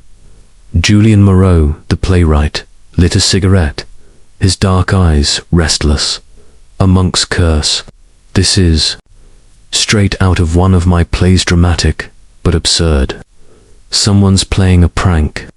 His tone was dismissive, but his fingers trembled, scattering ash onto the tablecloth. Beatrice Duval, the opera singer, clutched her blue silk shawl, her sapphire necklace glinting in the candlelight. "It's no prank, Julien. Those whispers, the attack on Alistair's curse, is real." Her voice was theatrical, but her eyes were wide with fear, and Poirot noted the frayed edge of her shawl, missing a thread. Herr Dietrich Vogel, the horologist, adjusted his spectacles, his watch ticking loudly. "The crescent moon symbol is precise, like clockwork. It's no coincidence, it's a deliberate mark, tied to this order of the crescent." A faint smudge of ash marked his cuff, and Poirot's gaze lingered on it. Frau Marianne Kessler, the botanist, scribbled in her notebook, her pen scratching furiously. "The chronicle aligns with my research. Alpine monasteries often hid relics in secret chambers. This curse could be a cover for a treasure hunt." Her tone was clinical, but her hands shook slightly, and Poirot observed a crescent moon sketch in her notebook. Mr. Alistair Gray, the antiquarian, rubbed his bruised wrist. his tweed suit rumpled. "I've read of Brother Anselmo in Venetian archives. He was betrayed by a Larocque ancestor who sold his relic to a Venetian dealer, perhaps Bellini's forebear. The curse is folklore, but someone believes it." His ink-stained fingers fidgeted, and Poirot noted his nervous glance at Geneviève. Monsieur Claude Renard, the steward, stood by the door, his fox-like grin absent. "I've heard the servants' tales, Monsieur Poirot. The Chalet's old tunnels were used by monks to hide treasures. Perhaps someone's searching for them." His hands bore faint ash marks, and Poirot observed his evasive gaze. Elise, the maid, lingered in the shadows, her apron twisted in her hands. "It's true, sir," she whispered. "The curse is why Monsieur Felipe died so suddenly. The candelabrum, the mirror, they brought it here." Her eyes darted to Felipe's portrait, its stern gaze looming over the room. Poirot raised a hand, commanding silence. "Mies, Amos, the monk's curse is no mere tale. It is a thread in the tapestry of this mystery, woven with the note, the statuette, the candelabrum, the whispers, the locked study, and the attack. The crimson wax, the blue silk thread, the crescent moon, they are the signatures of a mind that uses the past to mask the present. Who among you knows of these tunnels?" The guests exchanged uneasy glances. Marianne spoke first. "My research mentions tunnels beneath the chalet used by monks to smuggle relics during the Reformation. I explored the cellar yesterday, seeking rare fungi, but found only dust." Her eyes flickered to Dietrich, who nodded. Dietrich adjusted his watch. "I've seen old blueprints of the chalet, Monsieur Poirot. There are passages, but they're sealed. The crescent symbol is a key, perhaps to a hidden chamber." His voice was steady, but Poirot noted the ash on his cuff, fresh from the morning. Poirot turned to Alistair. "Monsieur Gray, you spoke of Bellini's ledger. Could it be the relic Anselmo cursed?" Alistair hesitated, rubbing his wrist. "Possibly. Bellini claimed it listed the Order's secrets, names, relics, locations. If it's hidden here, someone might kill to find it or destroy it." His voice was unsteady, and Poirot observed, his ink-stained fingers trembling.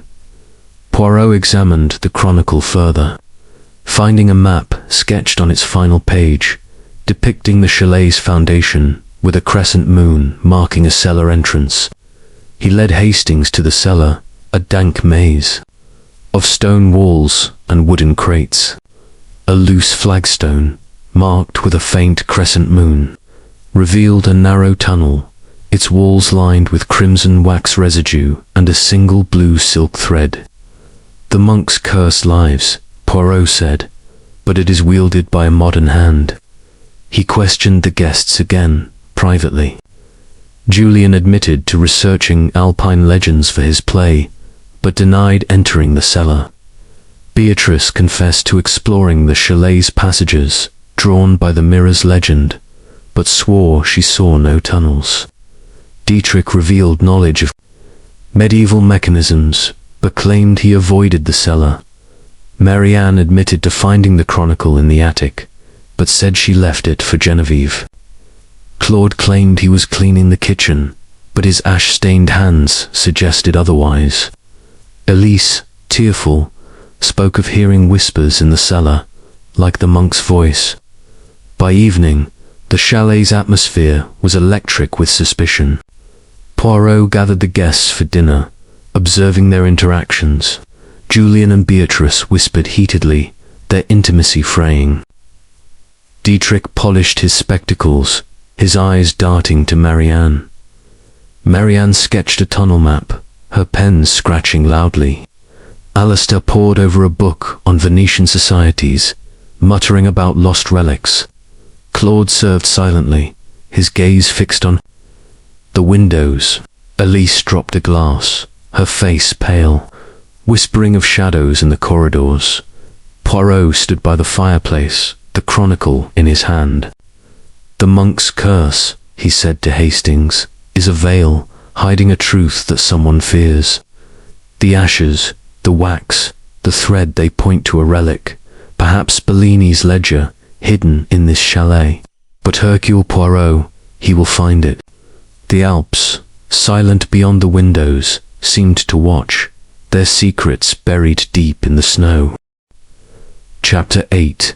The pattern of fire, the blizzard that enveloped Schattenberg, had woven Chalet Brunet into a cocoon of ice, its timbered walls groaning under the weight of snow, as if the Alps themselves conspired to guard its secrets.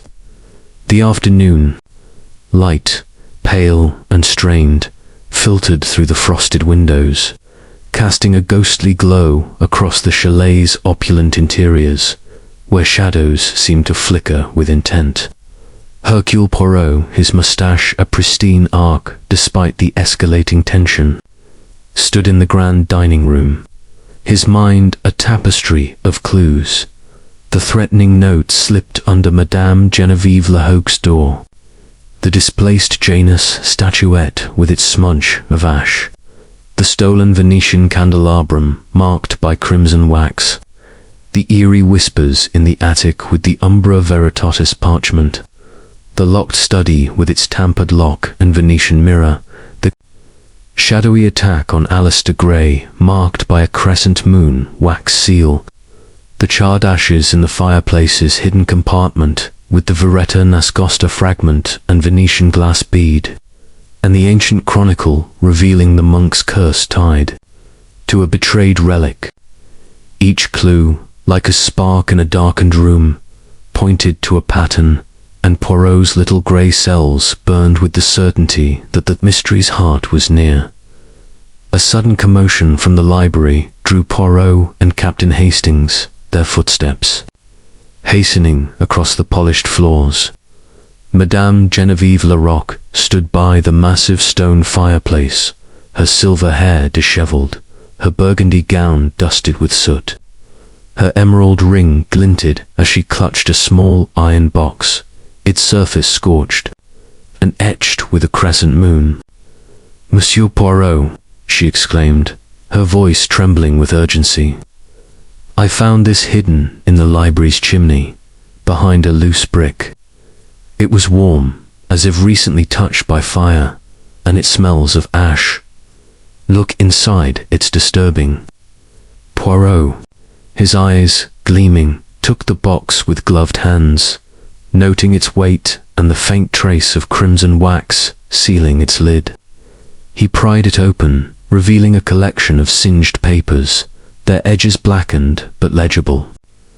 The topmost sheet bore a list of names Venetian merchants, dated 1895, including Marco Bellini and a cryptic note. "Ignis revelat, veritatem fire reveals the truth. A single blue silk thread, identical to those found in the attic mirror and staircase, was tangled among the papers, and a Venetian glass bead, etched with a crescent moon, rolled free." Monsieur Poirot murmured, "The pattern of fire emerges. The ashes, the wax, the thread, they are not random but deliberate, a ritual to conceal or reveal a truth." Hastings, peering over his shoulder, frowned. "Fire, Poirot. You mean the candelabrum, the ashes in the fireplace, and now this box. It's all connected, isn't it? But what's being hidden?" Poirot's mustache twitched. "Hidden, mon ami, or revealed. The fire is a symbol, used by a mind that weaves the monk's curse into a modern scheme. This box, it is a key to the chalet's secrets." He turned to Genevieve, his voice calm but probing. "Madame, this box, did Felipe ever speak of it, or of the Order of the Crescent?" Genevieve's face paled, her hands trembling. "No, Monsieur Poirot, but Philippe was secretive. He acquired the candelabrum and mirror from Bellini, who spoke of a ledger record of the order's relics and dealings. Felipe dismissed it as a myth, but he kept this box locked in his safe until his death. I moved it to the library years ago, thinking it merely papers. I never opened it. Her eyes darted to the fireplace, where the ashes from the previous day's discovery lingered. Poirot summoned the guests to the dining room, their faces a tableau of suspicion and unease as they gathered around the long mahogany table. Julian Moreau, the playwright, lit a cigarette, his dark eyes restless. A box of burned papers. This is like one of my scripts, a tale of revenge and fire. His tone was light, but his fingers trembled, scattering ash onto the tablecloth. Beatrice Duval, the opera singer, clutched her blue silk shawl, her sapphire necklace glinting in the candlelight. "It's terrifying, Monsieur Poirot," whispers. "Attacks, and now this. The curse is real." Her voice was theatrical, but her eyes were wide with fear, and Poirot noted the frayed edge of her shawl, missing another thread. Herr Dietrich Vogel, the horologist, adjusted his spectacles, his watch ticking loudly. The crescent moon is a precise symbol, like a clock's gears. This box suggests a calculated act, perhaps to destroy evidence. A faint smudge of ash marked his cuff, and Poirot's gaze lingered on it. Frau Marianne Kessler, the botanist, scribbled in her notebook, her pen scratching furiously. The chronicle mentioned fire as the monk's cursingness purificate. This box aligns with that legend. Someone's using it to scare us. Her tone was clinical, but her hands shook, and Poirot observed a crescent moon sketch in her notebook. Mr.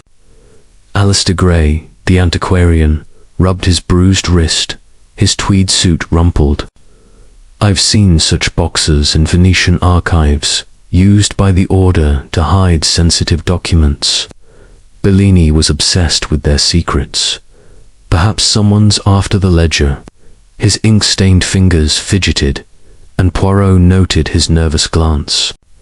At Genevieve, Monsieur Claude Renard, the steward, stood by the door, his fox-like grin absent.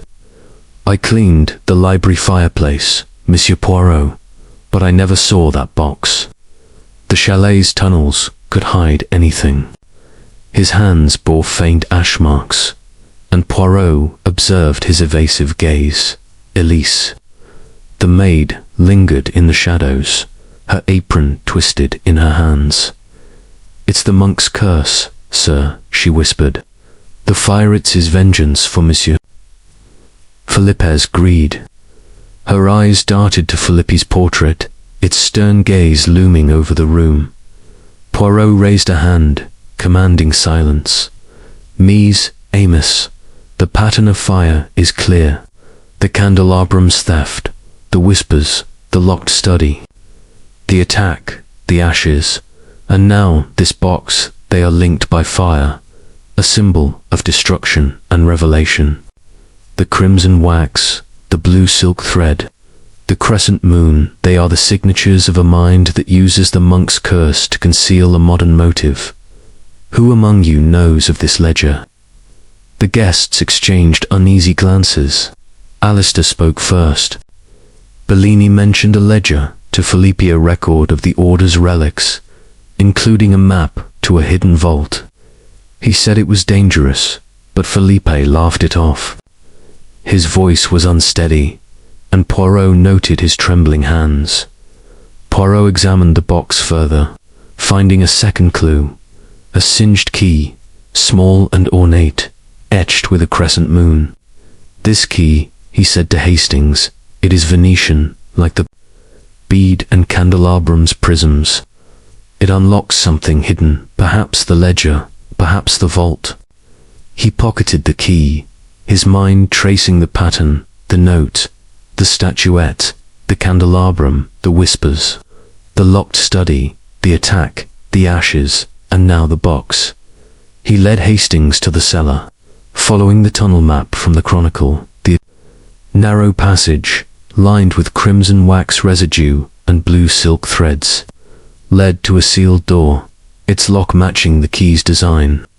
The door was jammed, but a faint scent of ash wafted through, suggesting a recent fire. The pattern of fire, Poirot said, leads us here. Someone has been ahead of us, burning the truth. He questioned the guests individually. Julian admitted to researching the chalet's tunnels for his play, but denied entering the cellar. Beatrice confessed to touching the mirror, drawn by its legend, but swore she saw no box. Dietrich revealed knowledge of Venetian locks, but claimed he'd avoided the tunnels. Marianne admitted to finding the chronicle, but said she left the box for Genevieve. Claude claimed he was cleaning the kitchen, but his ash-stained hands suggested otherwise. Elise, tearful, spoke of hearing whispers in the cellar, like the monk's voice. By evening, the chalet's atmosphere was thick with suspicion. Poirot gathered the guests for dinner, observing their interactions. Julian and Beatrice whispered heatedly, their intimacy fraying. Dietrich polished his spectacles, his eyes darting to Marianne. Marianne sketched a crescent moon, her pen scratching loudly. Alistair pored over a book on Venetian relics, muttering about hidden vaults. Claude served silently, his gaze fixed. On the windows, Elise dropped a glass, her face pale, whispering of shadows in the corridors. Poirot stood by the fireplace, the singed key in his hand. The pattern of fire, he said to Hastings, is a dance of destruction and revelation. The monk's curse is a mask, hiding a truth that someone fears. But Hercule Poirot, he will find the vault and its secrets. The Alps, silent beyond. The windows seemed to watch, their secrets buried deep in the snow. Chapter 9. The shadows and the blizzard that held Chattenburg in its icy grip showed no signs of abating. Its relentless snow piling against Chalet Brunet's timbered walls, as if the Alps conspired to entomb the secrets within. The evening, light, dim and spectral, filtered through the frosted windows, casting long shadows that seemed to pulse with a life of their own across the chalet's opulent interiors. Hercule Poirot, his moustache a flawless arc despite the mounting tension, stood in the grand dining room, his mind a tapestry of clues. The threatening note slipped under Madame Genevieve Lahoque's door. The displaced Janus statuette with its smudge of ash, the stolen Venetian candelabrum marked by crimson wax, the eerie whispers in the attic with the umbra veritatis parchment, the locked study with its tampered lock and Venetian mirror, the shadowy attack on Alistair Gray marked by a crescent moon wax seal, the charred ashes in the fireplace's hidden compartment with the Veretta Nascosta fragment and Venetian glass, Bede, the ancient chronicle revealing the monk's curse, and the scorched iron box with its singed papers, Ignis Revelat, Veritatum note, and ornate key. Each clue, like a flame in a darkened room, illuminated a pattern, and Poirot's little grey cells burned with the certainty that the mystery's resolution was at hand. A sudden cry from the cellar stairs jolted the chalet's uneasy silence.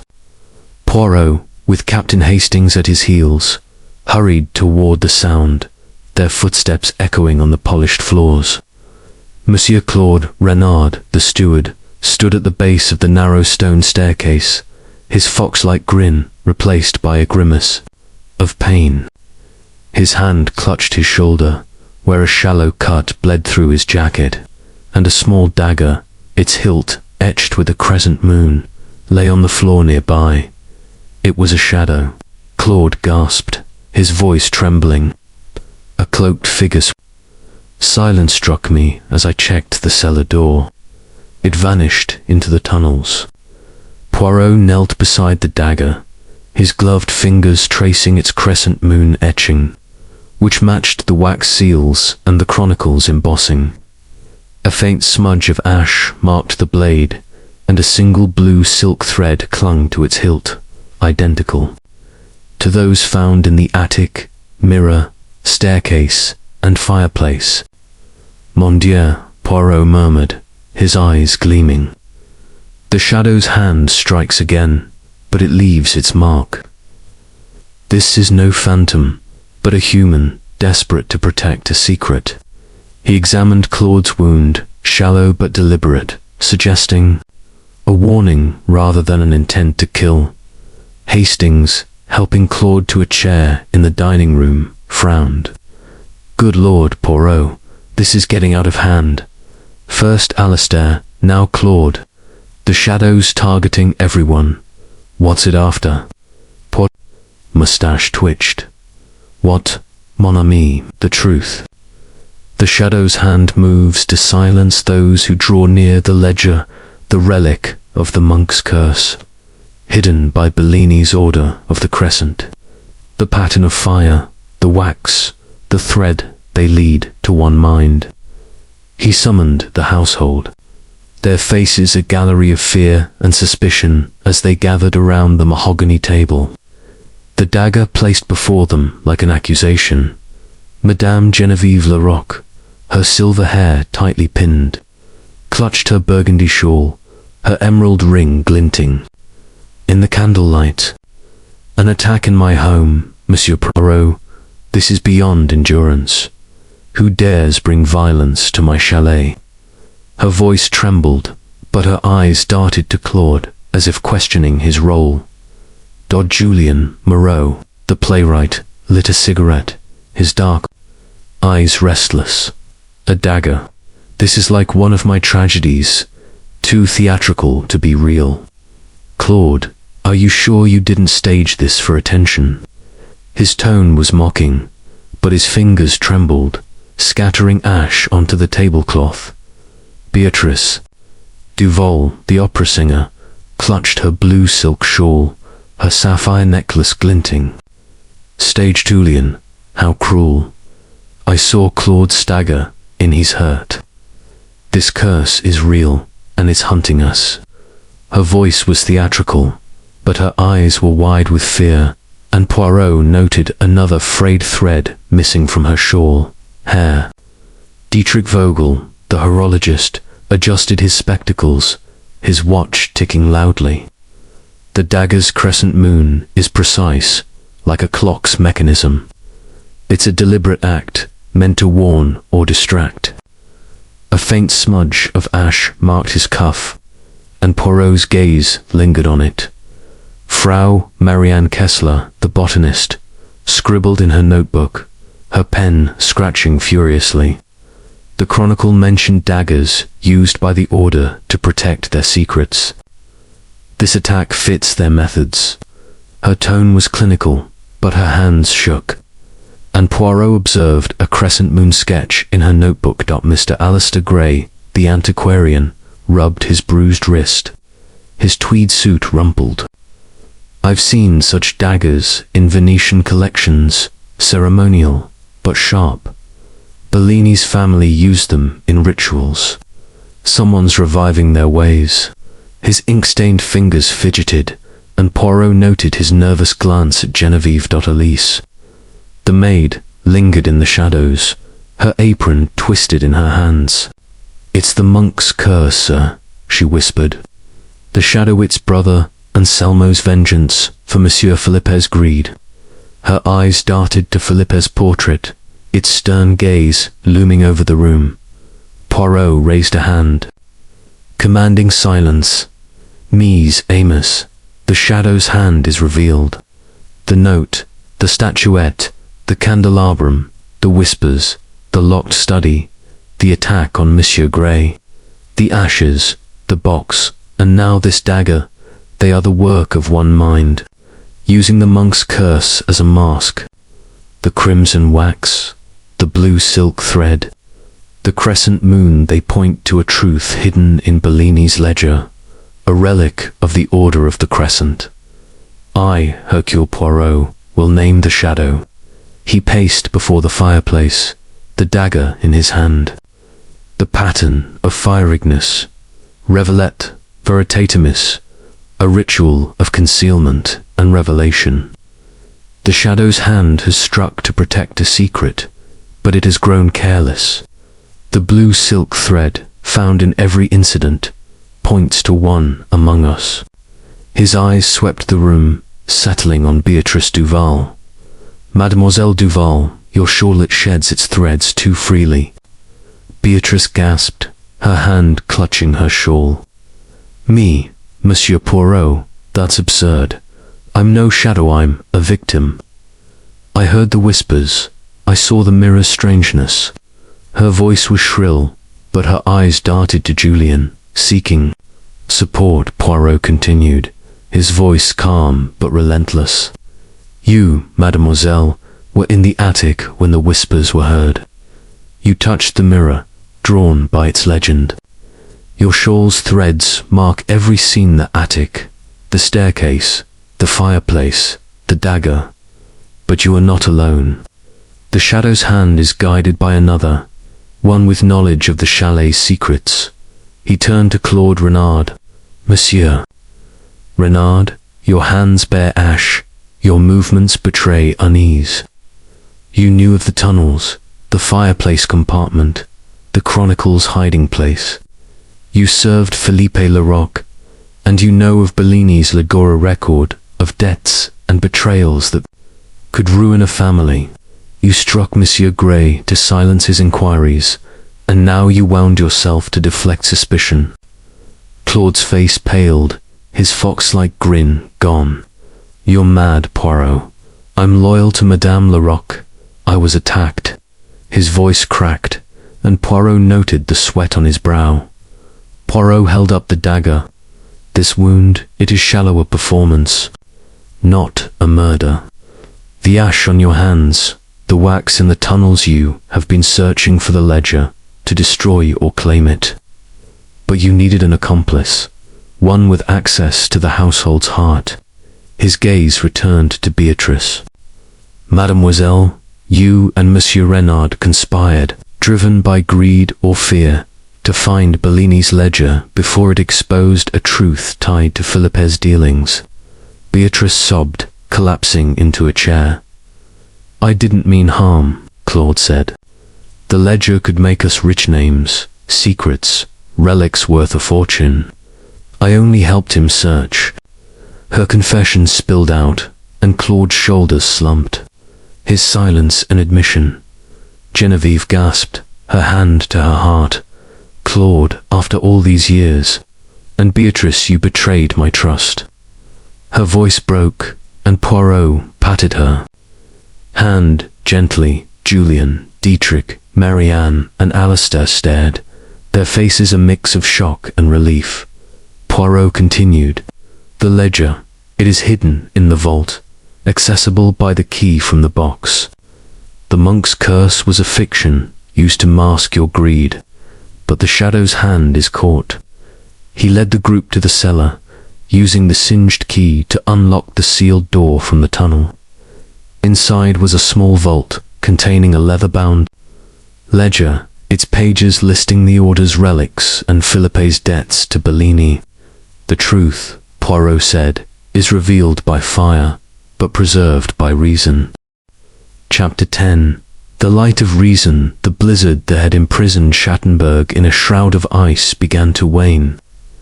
Its howling winds softening to a mournful whisper as the first rays of dawn pierced the heavy clouds. Chalet Brunet, its timbered walls and steep gables standing resolute against the Alps, seemed to breathe with relief, as if the storm's retreat signaled the unveiling of its long-guarded secrets.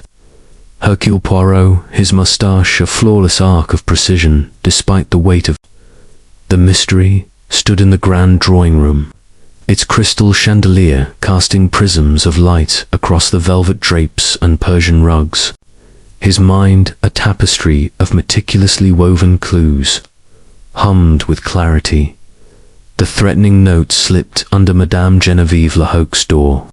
the displaced Janus statuette with its smudge of ash, the stolen Venetian candelabrum marked by crimson, wax, the eerie whispers in the attic with the Umbra Veritatis parchment, the locked study with its tampered lock and Venetian mirror, the shadowy attack on Alistair Gray, marked by a crescent moon wax seal, the charred ashes in the fireplace's hidden compartment with the Veretta Nascasta fragment and Venetian glass, Bede, the ancient chronicle revealing the monk's curse, the scorched iron box with its singed papers and Ignis Revelatum note, and the dagger attack on Claude Renard, exposing him and Beatrice Duval as conspirators seeking Bellini's ledger.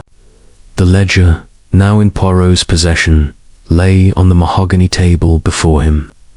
Its pages a record of the Order of the Crescent's relics and Felipe Lehoque's betrayals.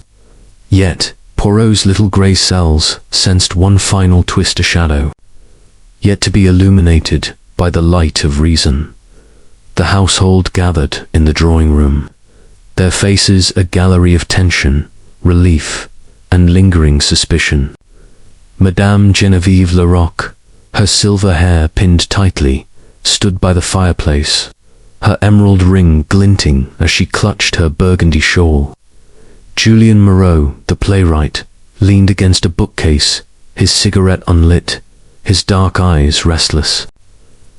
Beatrice Duval, the opera singer, sat pale and subdued, her sapphire necklace dimmed by her confession, her blue silk shawl discarded. Herr Dietrich Vogel, the horologist, adjusted his spectacles, his watch ticking softly. Frau Marianne Kessler, the botanist, clutched her notebook, her pen still. Mr. Alistair Gray, the antiquarian, rubbed his bruised wrist, his tweed suit rumpled, his ink-stained fingers steady at last. Monsieur Claude Renard, the steward, stood near the door, his shoulder bandaged, his fox-like grin replaced by a grim expression. Elise, the maid, lingered in the shadows, her apron no longer twisted, her eyes wide with anticipation. Poirot raised a hand, his voice calm but commanding.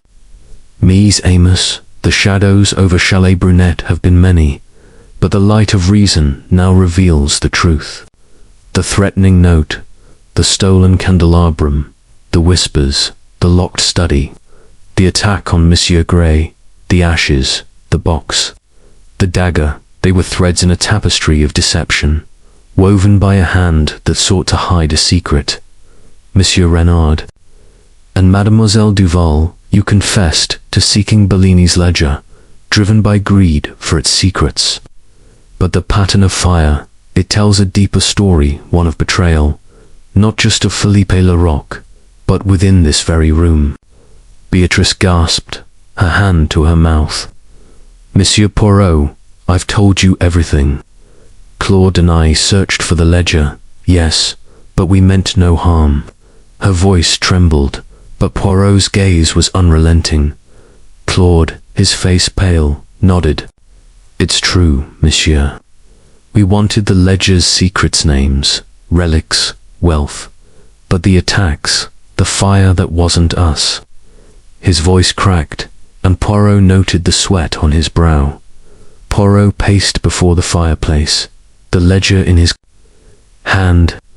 The ledger, it lists the order of the Crescent's relics and Felipe's debts to Marco Bellini, a dealer betrayed by greed. But one name stands out: Heinrich Vogel, a merchant who funded Felipe's acquisitions and lost everything when Bellini was ruined. Herr Vogel, you are his descendant, are you not? Dietrich Vogel's spectacles glinted, his watch stopping. With a faint click. My grandfather, yes, he admitted, his voice steady but strained. He was ruined by Felipe's dealings. But I came here to study clocks, not to seek revenge. A faint smudge of ash marked his cuff, and Poirot's eyes narrowed. Poirot continued, his voice like a scalpel. The pattern of Feierignis, Revelatum is your signature. Herr Vogel, the crimson wax, the crescent moon seals, the ashes. In the fireplace, the singed box, they were your work. A ritual to destroy the ledger before it exposed your family's shame treasure. You tampered with the study's lock, attacked Monsieur Gray, and placed the dagger to frame Claude, all to ensure the ledger's secrets remained hidden. Detric's face paled, his hands trembling. This is preposterous, Poirot. I'm a horologist, not a criminal. His voice was sharp, but Poirot noted the ash on his cuff, the same as that found at every scene. Poirot held up the singed key from the box. This key, Herr Vogel, unlocked the vault where the ledger was hidden. You knew of the tunnels, the compartments, the chronicle secrets. Your grandfather's ruin drove you to burn the truth, to restore your family's honor. The blue silk. Threads were planted to implicate Mademoiselle Duval, a clever misdirection. Genevieve gasped, her hand to her heart. Dietrich, you betrayed my trust after all these years. Her voice broke, and Poirot patted her hand gently. Julian. Marianne and Alistair stared, their faces a mix of shock and realization. Poirot continued, the monk's curse was your tool. Herr Vogel, you used its legend to frighten the household, to distract from your search. The whispers, the wax, the ashes, they were your performance, but Hercule Poirot sees through the shadows. Dietrich's shoulders slumped, his spectacles slipping. I wanted justice, he whispered. My grandfather died in shame because of Felipe. The ledger named him a traitor to the order. I burned its fragments, but I couldn't find it all. His confession was soft, almost mechanical, like a clock winding down. Poirot opened the ledger, revealing a final page, a contract absolving Heinrich Vogel of blame, signed by Bellini. Your grandfather was innocent, Poirot said. Felipe betrayed him, but the truth is now free. He handed the ledger to Genevieve, who wept softly, her emerald ring glinting with her tears. The chalet's atmosphere lifted, the shadows receding as the storm outside cleared. Poirot stood by the window, gazing at the Alps, their peaks gleaming in the dawn. The light of reason, he said to Hastings, reveals all truths. The monk's curse is broken, and the shadows are no more. The end.